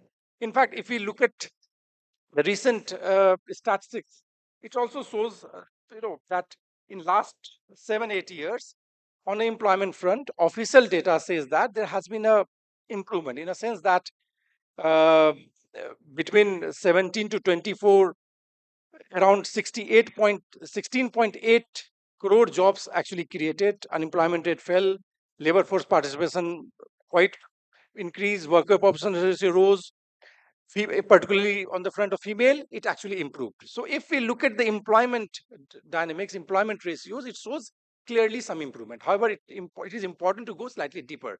So whether do we have a very clear-cut relationship between growth and quality employment generation in a country like India? Okay, so what I'm doing, I'm basically I'm exploring employment data from periodic labor force survey, going slightly further, and I'm actually taking 15 plus A's of all people. So this is a unit level analysis of data. I'm trying to see that, okay, what kind of employment has been generated? How has employment market performed in last 7-8 years? I'm only taking 7-8 years because you have more dimensions, income dimension, which has started from 2017.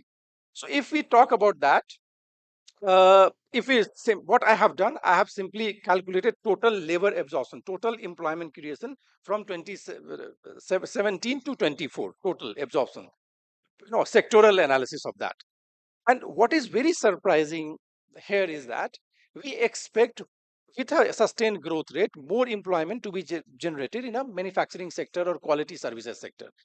What has happened in India is quite surprising. You see that more than half of the total additional employment was during this period was actually created in agriculture sector.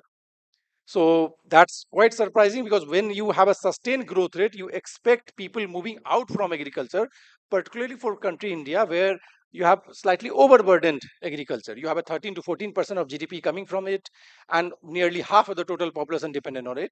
You find a kind of overburdening. And in fact, what is surprising element of the Indian growth scenario is that more than half of the total employment generated from 2017 to 24 was there in agriculture. In fact, manufacturing, it's quite low.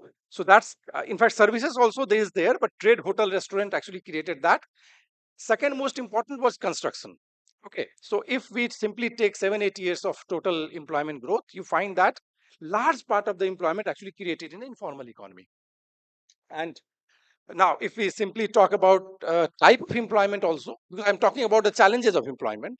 So what we expect, if we have a sustained growth rate, we expect that quality employment in terms of regular employment actually is showing a rise in their share. So we find that we expect that with the higher and sustained growth rate, more employment should be created in the regular employment sector. But if we simply analyze the structure of the employment, I'm only talking about how, the additional employment which was created. We see that a hugely most of the employment actually created in self-employment. In fact, very surprisingly, more than one third of the total employment was created in a segment which is called unpaid family worker. By definition, it is unpaid. So certainly, it's a major concern that uh, rise in employment is happening in a sector where it's unpaid. Second most important sector, type of employment where you see the maximum absorption of people is self-employed. Well, in fact, self-employed, which is paying in some extent, own account worker and employer. So if you simply talk about self-employment, there are three types broadly: own account worker, employer, and unpaid family worker. So self-employed in total actually constituted around 75% of total labor absorption during this period. And in fact, the regular salaried 20%. So this is something which is a kind of problematic aspect of employment creation in the country like India. In fact, if we simply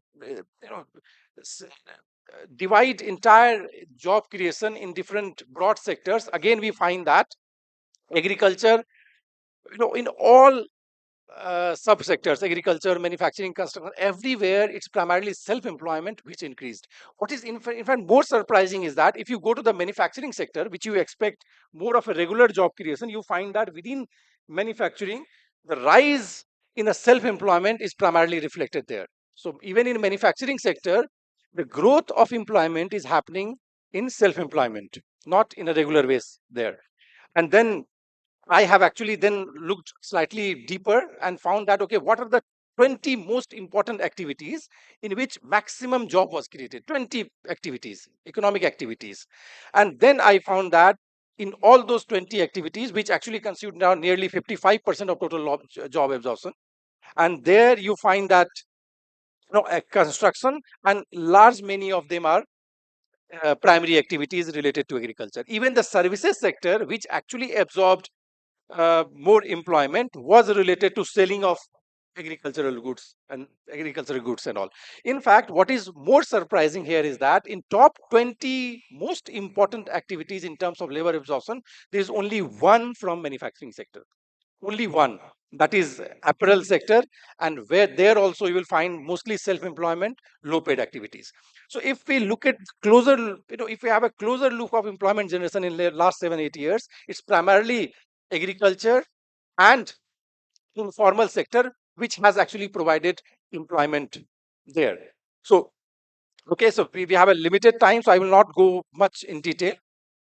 Then, if we simple talk about gendered composition, of course, what we actually see a phenomenal rise in the employment of female during this period of time. It's a significant rise because Indian economy has been characterized by low female participation rate, low female worker population ratio for a long period of time. And what we actually see in this data, official data, that there has been some rise, significant rise of female participation, female workforce in last year. In fact, if you look at the changes, all majority of the changes are there from the female sector. In fact, female self-employment contributed significant part of total additional employment generation during this period of time. That's a good news if That's a kind of qualitative improvement in the employment market. But however, if we slightly go there, again, this also shows that the growth rate, particularly for female also, it's primarily unpaid family labor. And in fact, per annum, unpaid family labor grew by more than 16%, massive rise. And by definition, it's unpaid. So we cannot treat that as a good indicator of job creation. And another important part is that there is a significant rise in the subsidiary status work. So if we say subsidiary status, part-time work. So if we simply disaggregate the entire work, you will find that 78% of total rise in the subsidy work was in agriculture. In fact, largely female are employed on a subsidiary basis. If you simply divide that, you will find that part-time job had increased significantly. That's why earlier they were doing nothing. There are some definitional changes also. Uh, so, in one line, we can clearly say that whatever job growth has happened since 2017, the role of self employed women, including unpaid family laborers, contributed the most important part. In fact, there was defining factors of job growth in India. But if job growth is happening in those sectors, what do you expect? You expect female earnings to rise. If new sectors are absorbing female females, then you expect that at least salaries or compensations are higher. That's why females are attracted to those sectors. So I have actually tried to calculate the real earnings, that okay, of all those sectors which actually attracted massive jobs. So basically, particularly, I have collected all those sectors where you have a more than 50% of total labor absorption, and I find that in all three sectors you have actually fall in the real average earnings in primary, secondary, and tertiary sectors.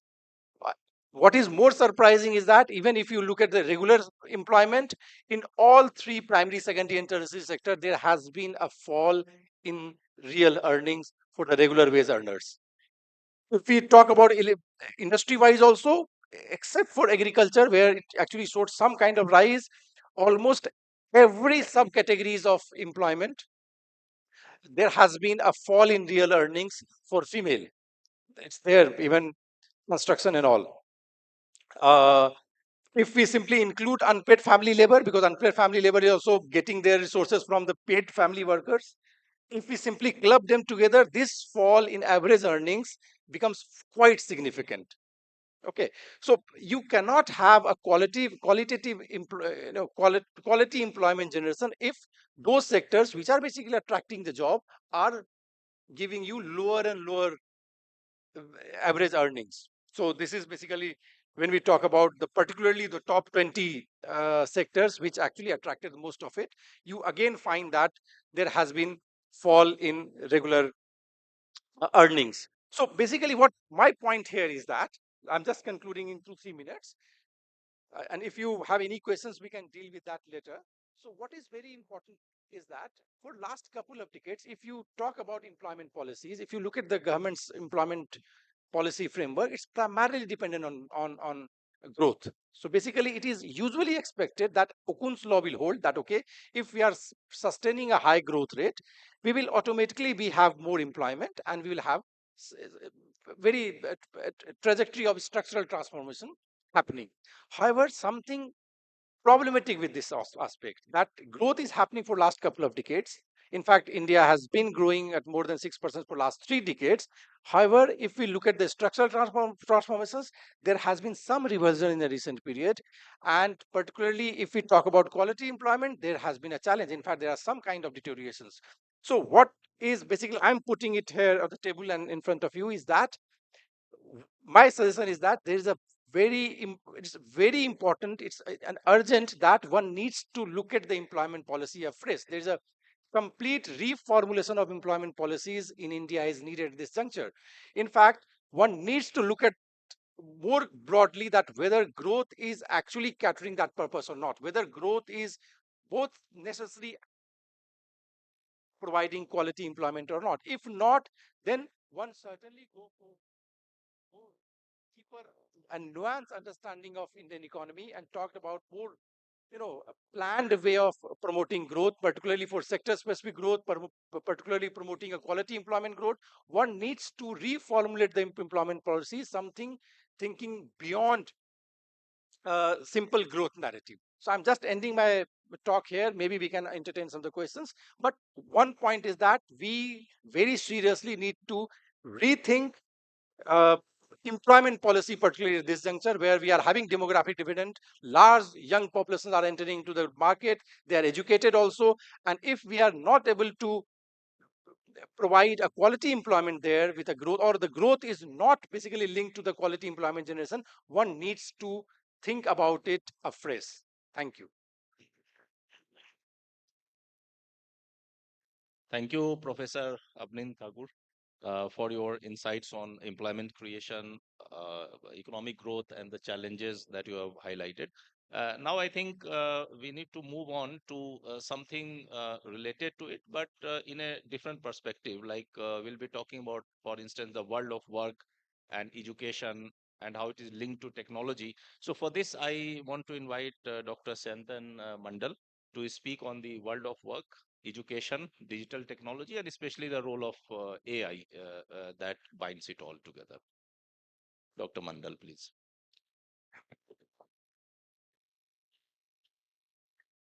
Thank you, everybody, and thank you, Chair.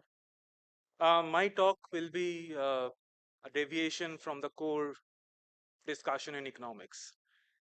Whether you can take it positively or not, that's up to you, but that's a disclaimer. And I would like to begin my talk not just by any theory or something, but I would like to begin with a story. Few weeks back, I was watching a movie on Netflix. If you want, you can watch it later on. It's called Humans in the Loop. It's a very small budget movie where there is a character called Nema Orao, and she is a rural woman from Jharkhand, very remote regions of Jharkhand, and there she works in a very small shed where she sits in the computer and trains AI about different things, about colors, about beauty, about things. So she is a AI labeler. But in other words, in economic terms, she is a ghost worker or a precarious worker. Now, precarity, if you think about it, or the uncertainty, has always been a part of the informal sector. But for the very first time, even though you can feel pity about Nema, this situation is coming to all of us, to the so called highly educated population. It's not that we are shifting from one job to another. This is the risk which is brought by the digital um, domain, that we might be just out of the job altogether. And like Nema, and people like Nema who are sitting or standing in the labor chalk, which might be available in the digital labor chalk. However dramatic that may sound, this is kind of a reality which is coming over and over again. At the same time, India and many other countries are gearing up for AI and more investment in AI, and the development of AI, of course, is needed. The society, the education, the economy, and the countries should always move together and progress. No doubt about that, of course, and we need technology for development. But at the same time, when we look at how the technology is progressing, what we can find that there are only few companies or few leaders, you can count them. Sometimes they are called, oligarchies, sometimes tech oligarchies, or nowadays the term is broligarchy. That means you can count them. They're the brothers who are standing behind all the political leaders in the world. The same people who are standing behind Trump, the same people who stood behind our prime minister in the recent AI summit. So you can see those same faces because they own the biggest and the largest of the data centers, and the companies are going to expand. And if you look at the trajectory of the AI summits, um, they are focusing more on the scaling up, the growth, rather than hardcore fundamental research and innovation. That means the focus is on scaling up of business and not necessarily of resources or innovations, which might not have any economic relevance. That's not the focus. By the way, one fun fact is that this AI summit started as AI safety summit in UK, but now the safety is a kind of production part of it, and the summit is more of a BI business summit if you follow the recent news and all those. And all of these things are happening when the world is getting divided more than ever. We are living in an era of what many experts call the era of deglobalization. The countries are getting separated, they're fighting with each other on tariffs, on politics, on geopolitics, and so on. So, in this situation, where do we place ourselves? And what does the role education play to kind of give us some hope or some kind of direction, if not hope? Some of those things I'm going to highlight. So I'm going to give you some disconnected picture and trying to make some connections so that you, if you listen carefully, probably make some sense out of it.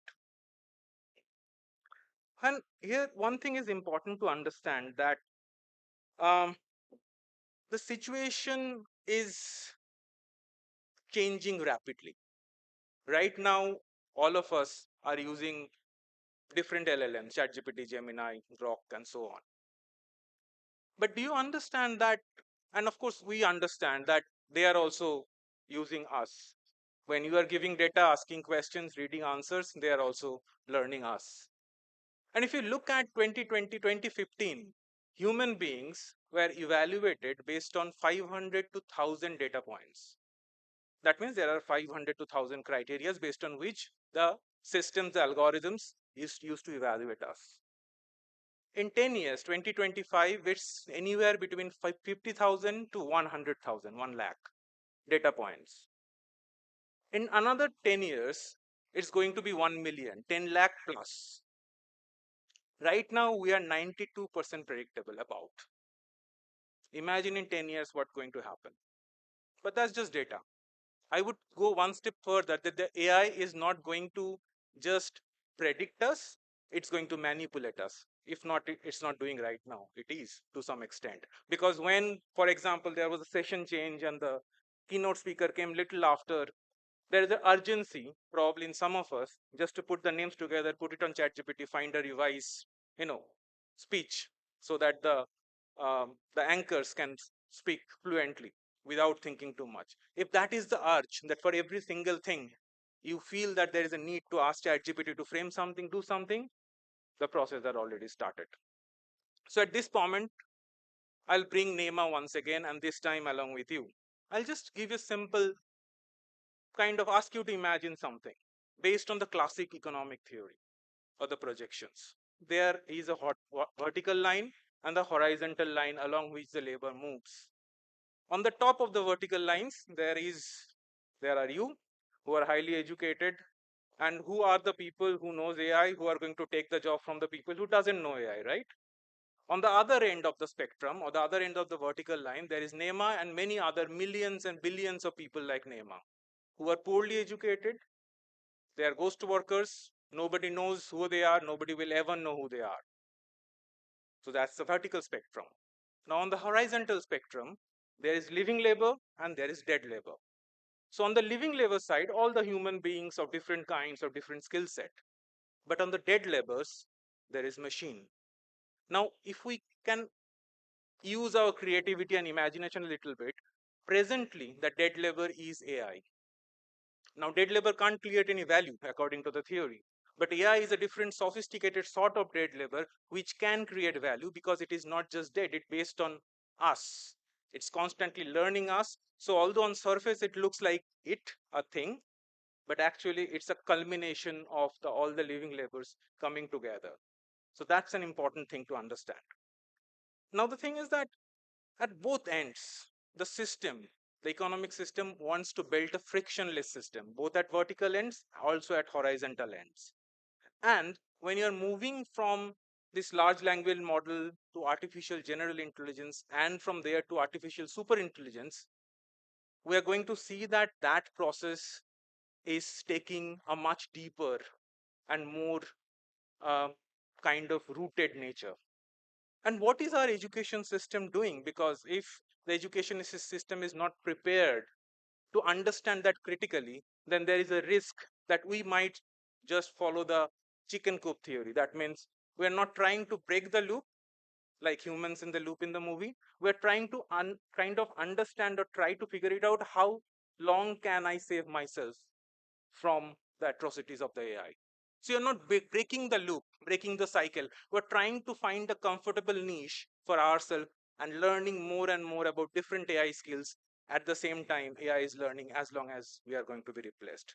So very quickly, because we do not have enough time, what I want to mention is that the revised question to think about it is not whether we are going to be replaced by robots. The revised question is that how humans are increasingly treated like robots and how our education system responds to it. And this comes from an interesting theoretical concept called technological determinism, where we think that technology comes first and we have to catch up. It was actually something altogether opposite even few decades ago. If you have seen the movie Wall-E, there the robots are serving human beings. We are comfortable, relaxed, and we are studying, singing, and the robots are there to serve us. They are all AI robots, by the way. Now somehow the whole narrative has flipped. Now we are supposed to work hard, smarter, longer hours, continuously learn new skills to serve the robots or the people who owns the robots or the AI systems.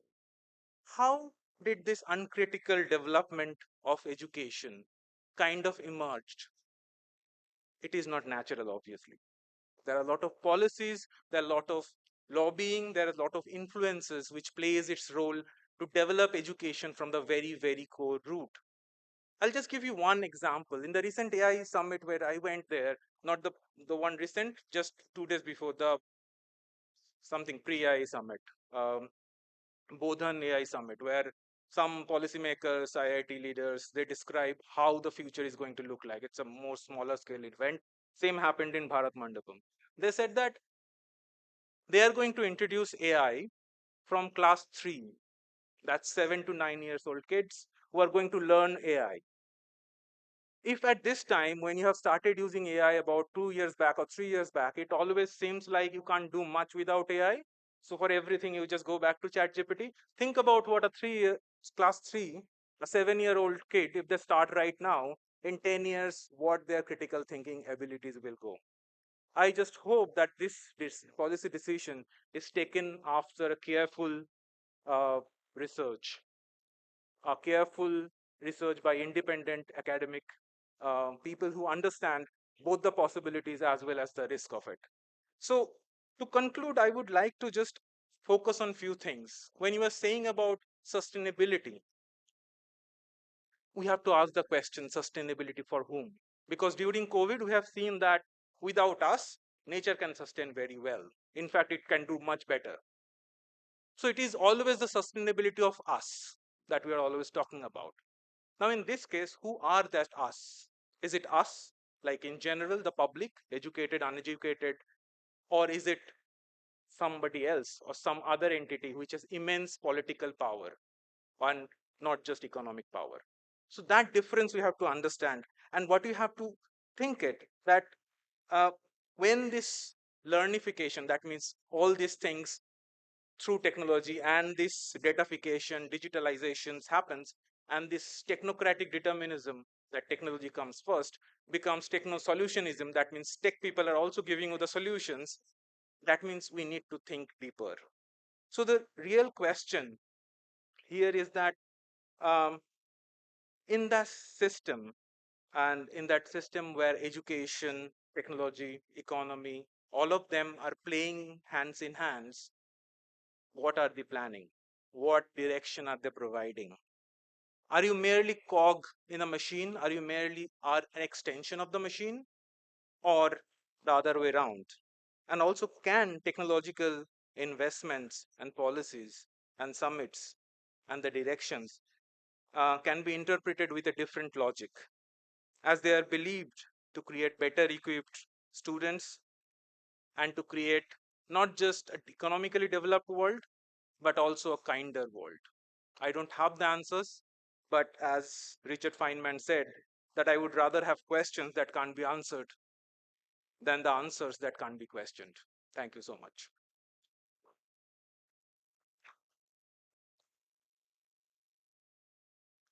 Thank you so much, Dr. Mandal. Now that we have heard about and we had got some good insights into understanding. First was the employment that Dr. Avninder talked about. Now we just heard about the another issue, which is about education and how it is related to the world of work. And now we, from employment and education, now we want to come back to another development, very crucial development dimension, and which is about the health equity. So we have with us another distinguished panelist, Dr. Sonal Katyal, who will be speaking on health equity. So Dr. Katyal, please.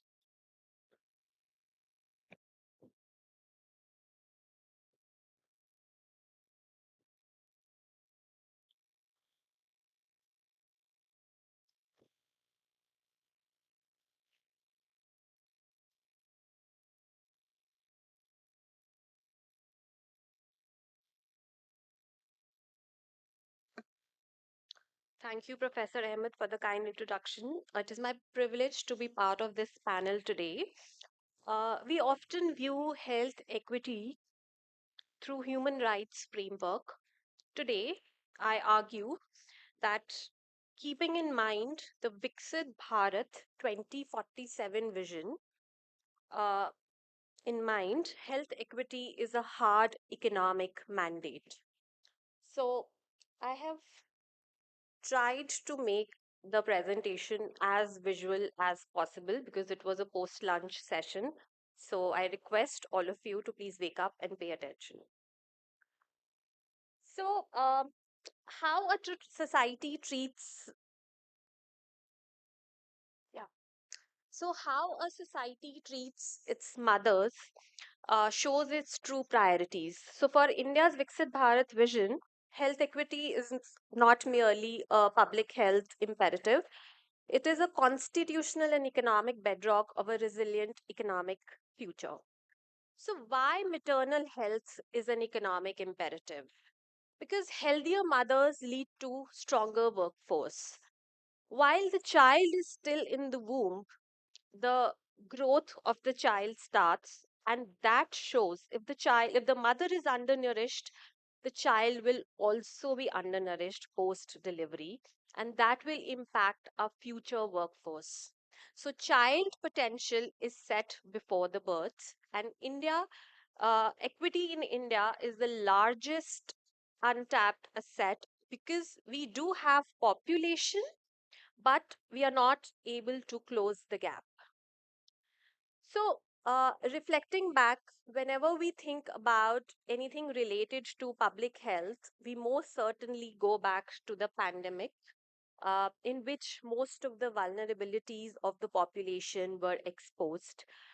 India's health system, the systematic weaknesses which are part of this health system, though we most definitely accelerated different policy innovations, digital health platforms, and we have expanded our insurance coverage as well. But still, there is a lot of work that needs to be done.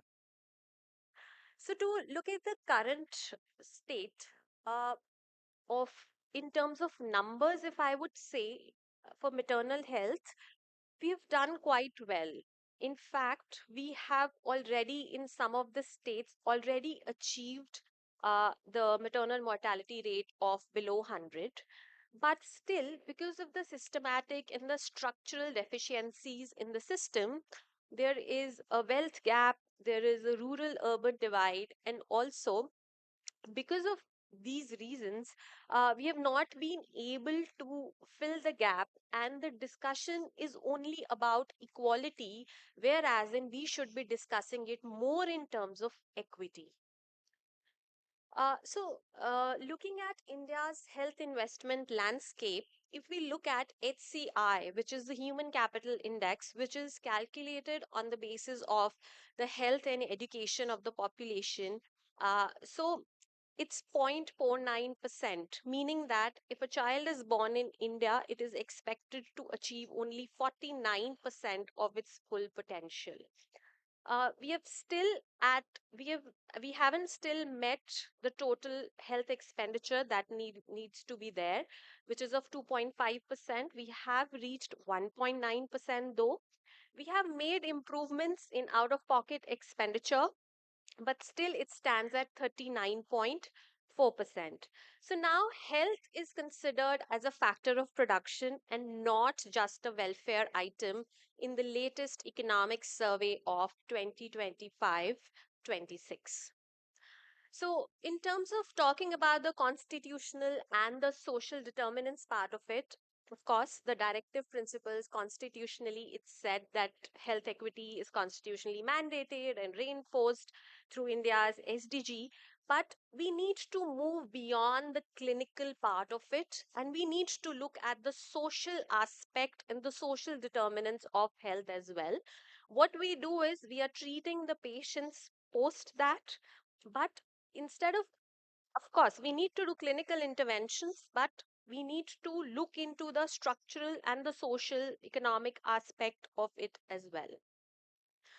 So, talking in terms of progress, we have progressed a lot. When we talk about the maternal mortality rate, we were at 130 when we had planned the Millennium Development Goals, which were supposed to be reached by 2015. But when we are coming to Sustainable Development Goals, which are to be achieved by 2030, we have actually reached that. But the figure that you're seeing, 88, is an average figure.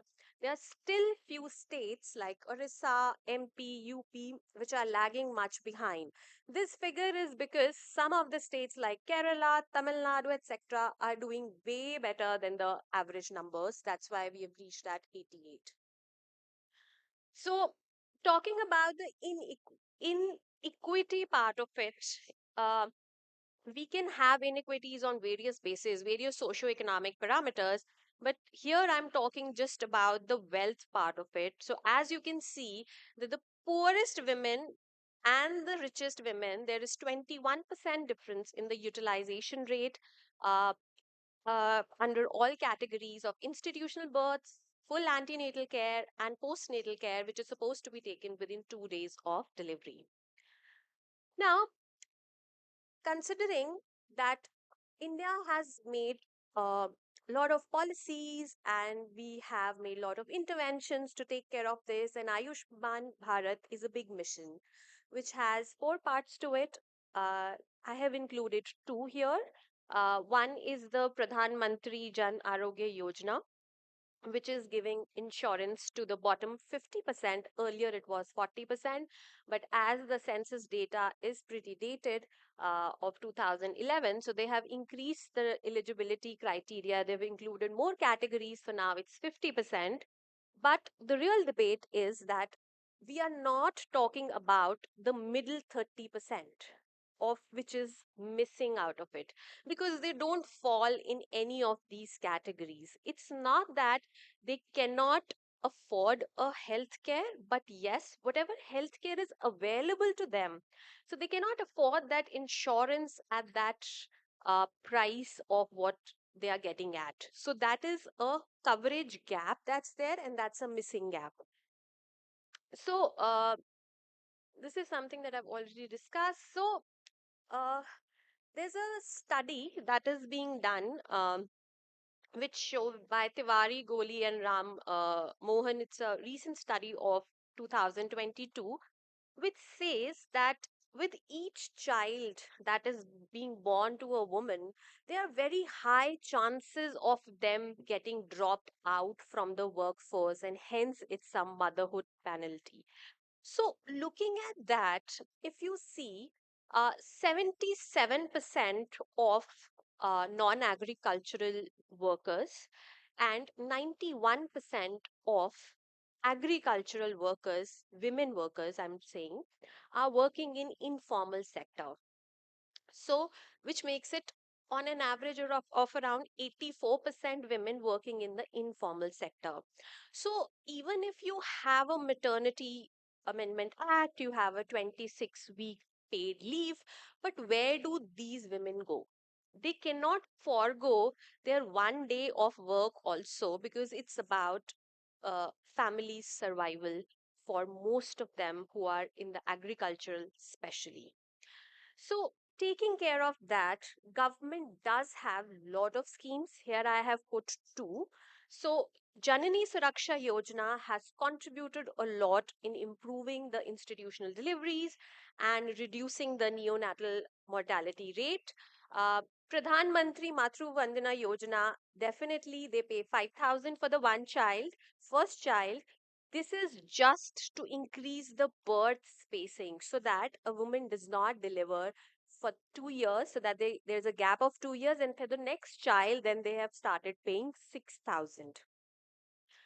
So, I would like to say that Viksit Bharat begins at birth. So, we need to expand the maternity benefits, considering that informal sector females should also be included. We need to drive the competitive federalism, like we need to use the Niti Aayog Health Index to incentivize state level accountability and health outcome improvements. And we need to prioritize the quality of our spending. So, health equity is the unseen infrastructure of a developed nation, and achieving Viksit Bharat demands the maternal health be treated not as a welfare but as constitutional and economic imperative. So, the path forward would be that health equity is not a charity, it's an economic strategy. Progress is real, but inequity still persists. Integration is essential to connect labor protections, digital literacy, predictive analytics, and social determinants to close these gaps. So, the time to act is now. So, thank you so much. I want to go back. So I thought it would be a panel. I tried to link your work to this, the other panelists, but I think we don't have time right now, so we'll skip that. Thank you.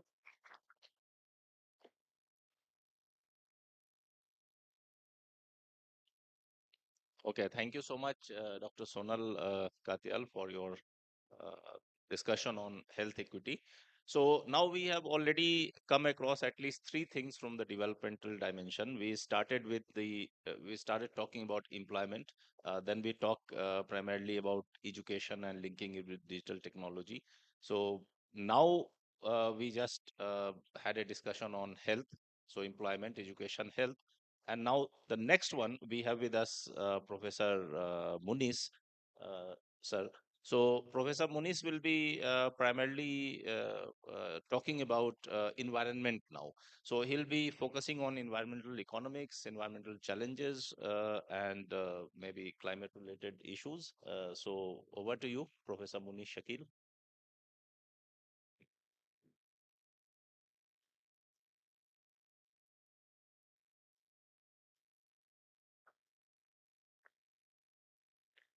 All right. Thank the chair for the opportunity and the introduction. And in the same breath, I would like to extend my gratitude to Christ University and the organizing team for inviting me here, especially Dr. Shivani Chaudhary. Uh, um, so, the keywords on today's topics are three: the policy, resilience, and equity. Very important. So, someone as a social planner, that is the government, who works as a welfare state, needs to maintain equity. Very important. So currently, all across the world, what we see is disparity in many different dimensions, not just one. So, uh, for instance, there is a lot of disparity in the salaries based on gender. So, the recently published World Inequality Report 2026 says, compared to the male gender, on an average, the female gender earns 32% less salary doing the same task. So that needs to be taken care of. And uh, governments need to, formulate policies, which is of course very, very difficult because a lot many stakeholders are involved to arrive uh, um at a policy which actually, you know, sort of take cares of everyone. So naturally that won't happen. So, but by and large, because there are two theories also, the Rawlsian and the utilitarian theory of welfare economics, uh, wherein the Rawls says that on an average, if a large number of people are benefiting from it, then you should go ahead with the uh, project or the policy. On the other hand, the utilitarian says that it is that the benefit should go to the last uh, person, even not a single agent or a person should be left out from the benefits of the policy. So, since probably I am the last speaker, uh, a few comments I would like to make on what I have learned today from the other esteemed panelists.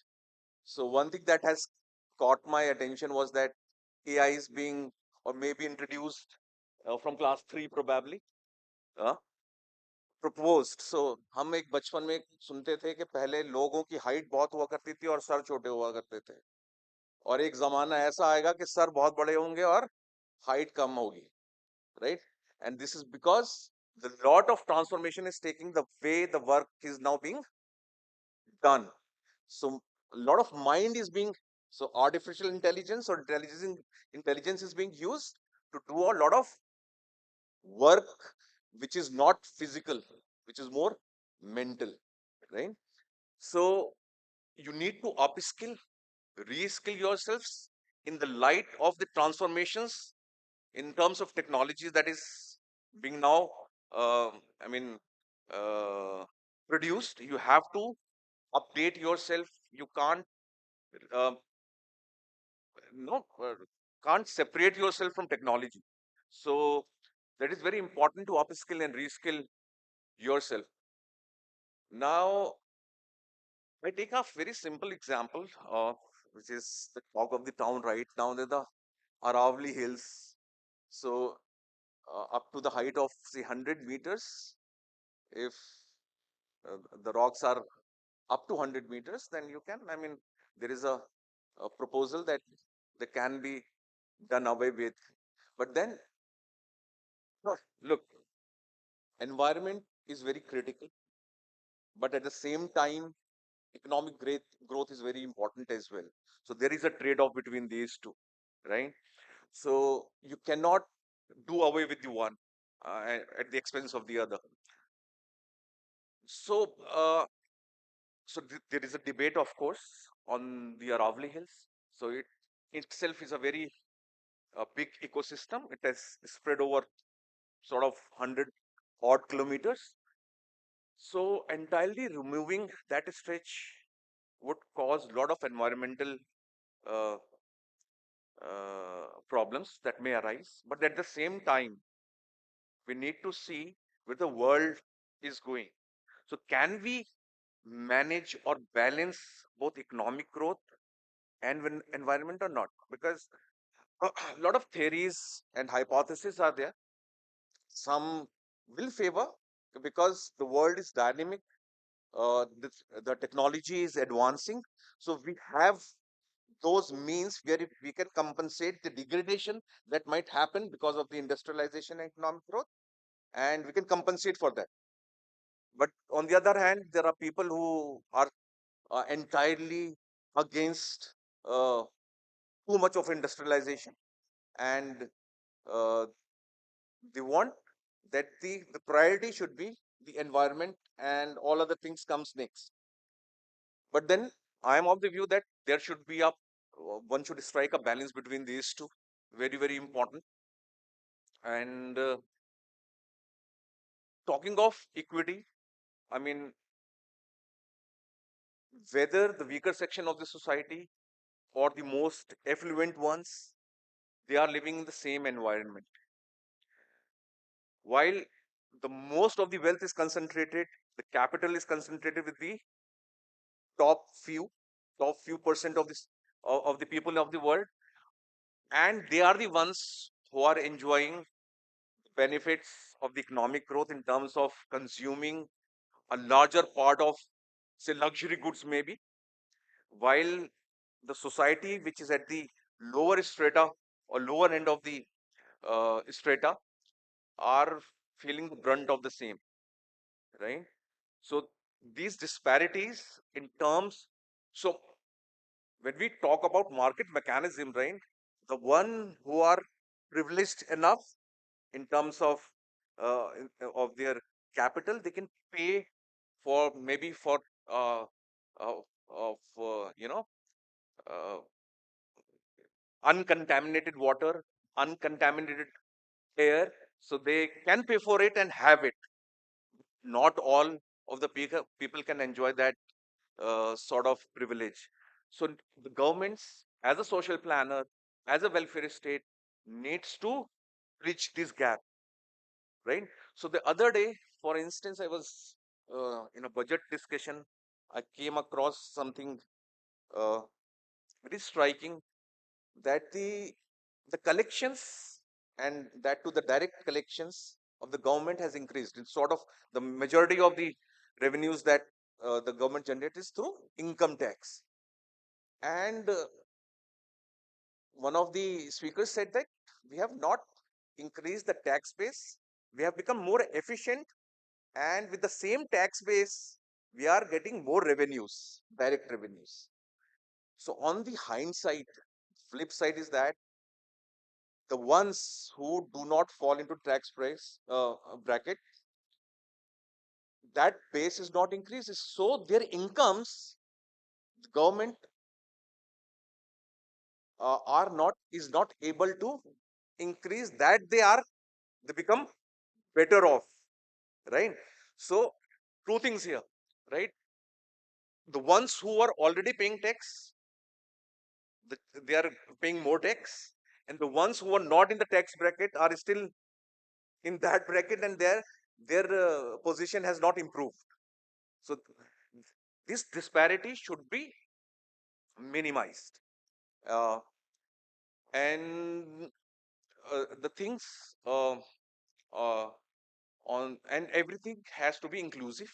I mean, technology uh, and digitalization should should I mean shouldn't increase this inequality, this disparity, this inequity, but technology should be used.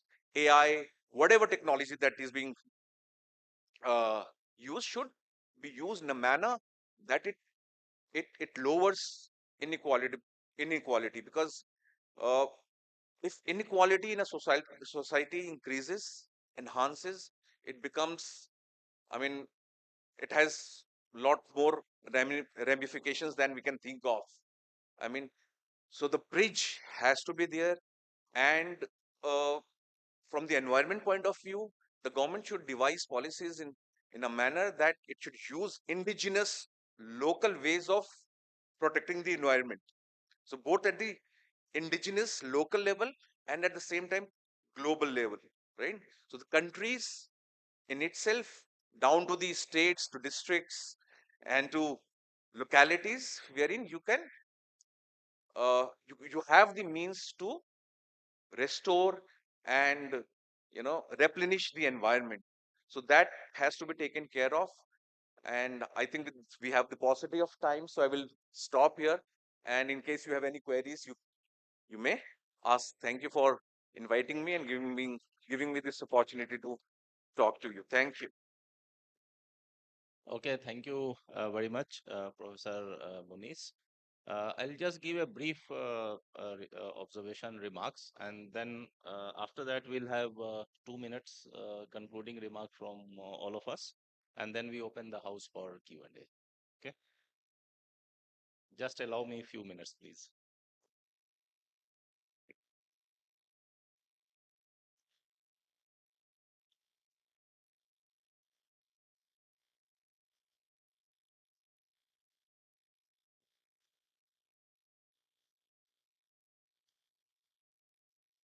Okay, so now we just had a very good discussion by our four esteemed distinguished panelists, and we have discussed on four key issues primarily. One was the employment, other is education, Then we had a discussion on health, and just now we finished with a discussion on environment. So I think now, after employment, education, health, and environment, all the public policy issues, I think there is a need also to talk about some international issues at this point of time, before we move on with the concluding remarks. See, there are two, three things I wanted to talk about. First is that we need some policy space for industrialization in the global south. Now, industrialization has become a very big challenge in the countries of the global south, and because of tariff and all these things that you are seeing today, a lot of supply chain disruptions have happened, a lot of value chain reorientations and reconfigurations have happened, and because of this, a lot of countries have actually who tried to benefit from industrialization have actually started not benefiting from the process of globalization itself because of the issues of tariff. So in global south especially, it's very critical that we focus on the idea of industrialization, uh, uh, and this will actually help in the development of what we call as employment opportunities, and also help in the FDI flows, smoothen the FDI flows from one country to another country, which is actually now becoming very, very, restrictive and not yielding the desired result which the countries actually are looking for. If you look at countries in the Southeast Asia, like Japan, Korea, China, Northeast Asia, we have China, other countries in Asia who have actually gone for an export-led industrialization model for a long period of time. They were the one who actually enjoyed the benefit of FDI. Now the countries of the global south, they are getting very scattered FDI. Their FDI is not very targeted or focused for public policy outreach, and they are actually facing challenges. So we need to have a policy space. In fact, when we are talking about a panel like this, where we intend to talk about policy pathways for a resilient and inclusive future, we need a policy space for industrialization. Second is, and especially in the global south, the second point I wanted to make is about reforming the multilateral institutions. Now, how do you provide a policy space? It doesn't come, on its own. You actually got to reform those multilateral institutions. We have seen a lot of reforms pending in whether it is WTO, whether it's United Nations, whether it's World Bank, IMF, other global institutions who are actually longing for reforms. If you look at the WTO itself, you'll have that the appellate body is in a stalemate. Now, WTO dispute settlement system is there, and the appellate body goes into a stalemate. Trump, in his previous presidency, when he was there, he started blocking the appointment of new judges to the WTO appellate body. So we know that the WTO dispute settlement had three levels, which is the initial consultation, then panel, and then we go at the top to the appellate body. Now, when there is no judge, there are no judges in the appellate body. How does the dispute settlement work for developing countries? So, and after Trump started blocking the appointment of new judges in the WTO, he waged a trade war also against China in his previous presidency. We all are aware about that.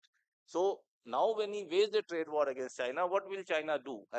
What can a developing country do? It actually goes to the WTO for settlement of its trade dispute and saying that, look, the WTO principles are being violated. But now, because you don't have a appellate body, you maximum you go to consultation, then you go to panel, and then you are out of it because there's no one to listen to you. So therefore, it's very important that the global south countries come together and put in place, end this stalemate, because we are going to have the WTO ministerial also in March. So we need to put in place the appellate body, especially so that we restore the WTO dispute settlement system. Also, we need reforms in the UN. Need reforms in the IMF, the World Bank. We have seen earlier the quota and governance reforms of 2010, in which the IMF, for example, the IMF and World Bank, these countries have, in WTO, when a country votes, it is just one vote. But in IMF and World Bank, when a country votes on certain thing, it is a weighted average of the weight. It's a power actually. It's a weighted average, so it becomes a power of the vote. So, for example, like when United States votes, on a IMF and Bretton Woods decisions, uh, what is the is not counted as one vote. It's counted as almost more than 16.7% of the votes have been casted. It's like that. So if United States and Europe starts voting together, more than 50% votes is done. So that is why we had a 2010 quota and governance reform where their power, voting power actually had to be reduced so that the emerging economies and the developing countries and the global south do have a say in global economic governance. Today also we are facing exactly the same challenges because it has not been either fully implemented or it has not been fully practiced. So that challenge remains. So we have to look at this. The third point I wanted to talk about is the social systems. The social systems actually are very important when we are talking of a resilient and inclusive societies and resilient and inclusive future. Because social systems, if you talk about poverty, you talk about education, we actually have to look at a measure which is beyond GDP. I mean, we can have a very good ranking in ease of doing business, but we may still not be very good in business. I mean, we have to understand this point. So we may be having very like we are having good GDP growth. So, but still, that GDP growth is not always a measure of the human development. So therefore, we have to, in order to bring about more inclusivity, there are other metrics and models. Like we have one which is called the multidimensional,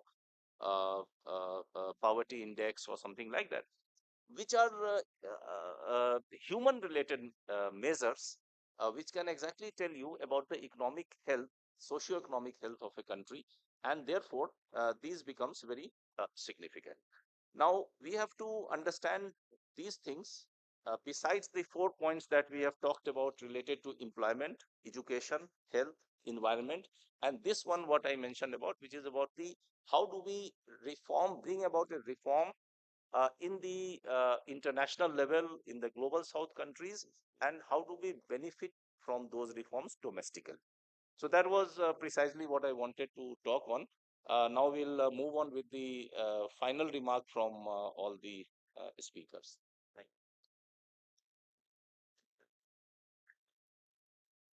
Thank you. So, uh, I think in fact, it's an excellent panel. I learned a lot also on other things. But, you know, what at this juncture, what I would suggest that if you are locating a challenge, if you are trying to solve a problem, first necessary requirement is that you accept the problem. So, what is essentially required in right now in a contemporary discourse is to accept the problem that okay, employment has already been dealing with the growth. There has been a kind of restrictions on quality employment job. One needs to understand that education challenges are very important, skill are challenges, but in fact that is the first step. So I would suggest, my here suggestion is that once the first thing is that you accept there is a problem. Okay, unless you accept the disease, you cannot start any diagnosis there. First thing is that. Second, there, okay, the first is okay, problem is there. And then how things are being approached. So certainly in India, growth has been considered as both necessary and sufficient condition to provide quality employment. That has not been happening.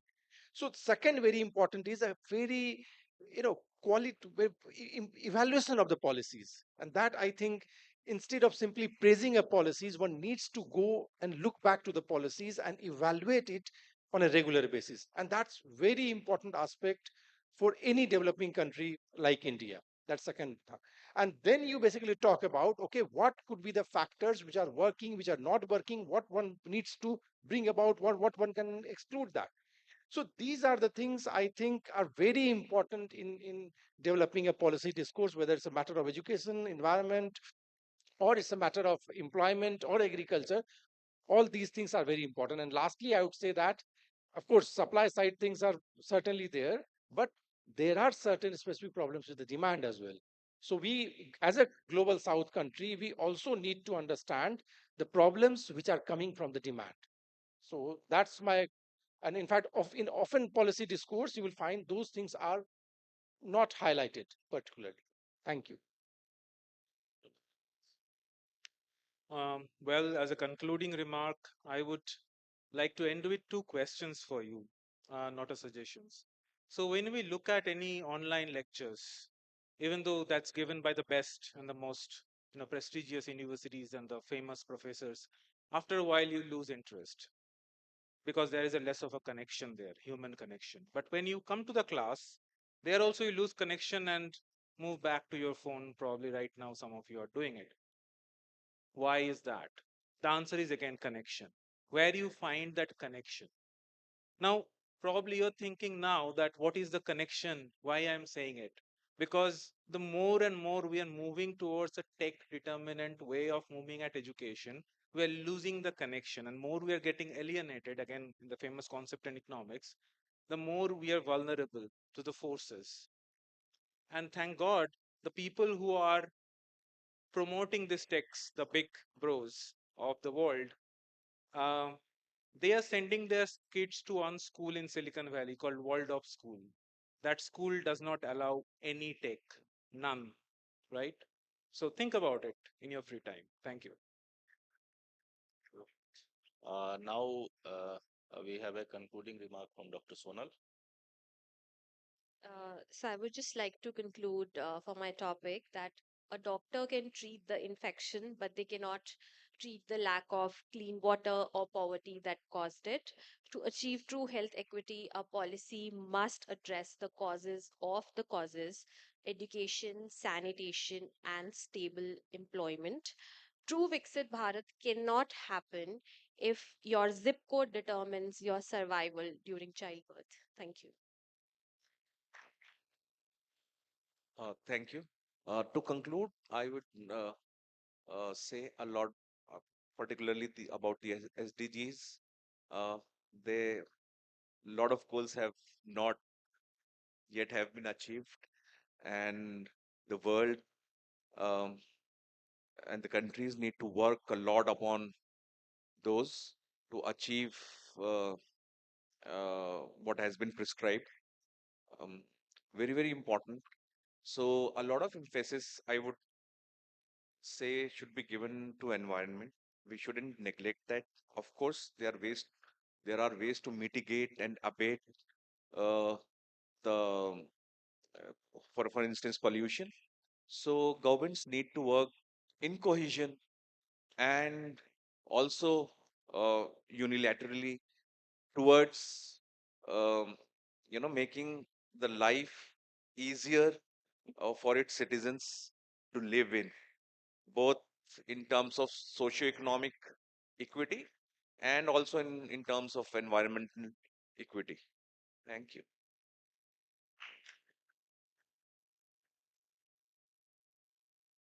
So thank you very much. Now I think we had a very good discussion and on the various aspects of resilient and inclusive, future.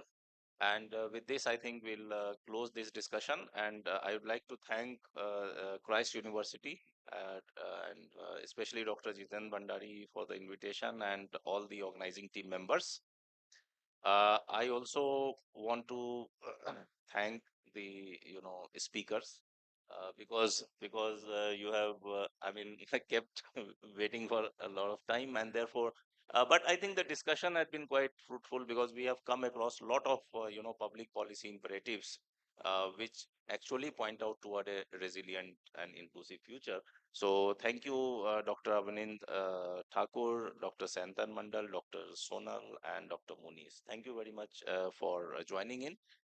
And finally, I would like to thank all the students who are here listening to us. Uh, in the words of President Trump, you all have been really fantastic. so, so thank you very much and wish you all the best. Thank you. Thank you. We extend our sincere gratitude to the chair and our distinguished panelists for an exceptionally engaging and thought provoking discussion. I extend a sincere appreciation for your time, insights, and willingness to engage with this academic community. We now request all dignitaries and all faculty colleagues to gather on the stage for a formal group photograph, followed by a tea break at Banquet Hall A block. Students, kindly reach the respective venues shared by your class teachers in your respective class groups. Parallel technical sessions will be commencing at 4:45 p.m. at the respective venues. Track 7, Mini Audi B block. Track 8, Seminar Hall A block. Track 9, Discussion Room A block. And Track 10, Seminar Hall B block. Faculty colleagues kindly gather on the stage for a group photograph.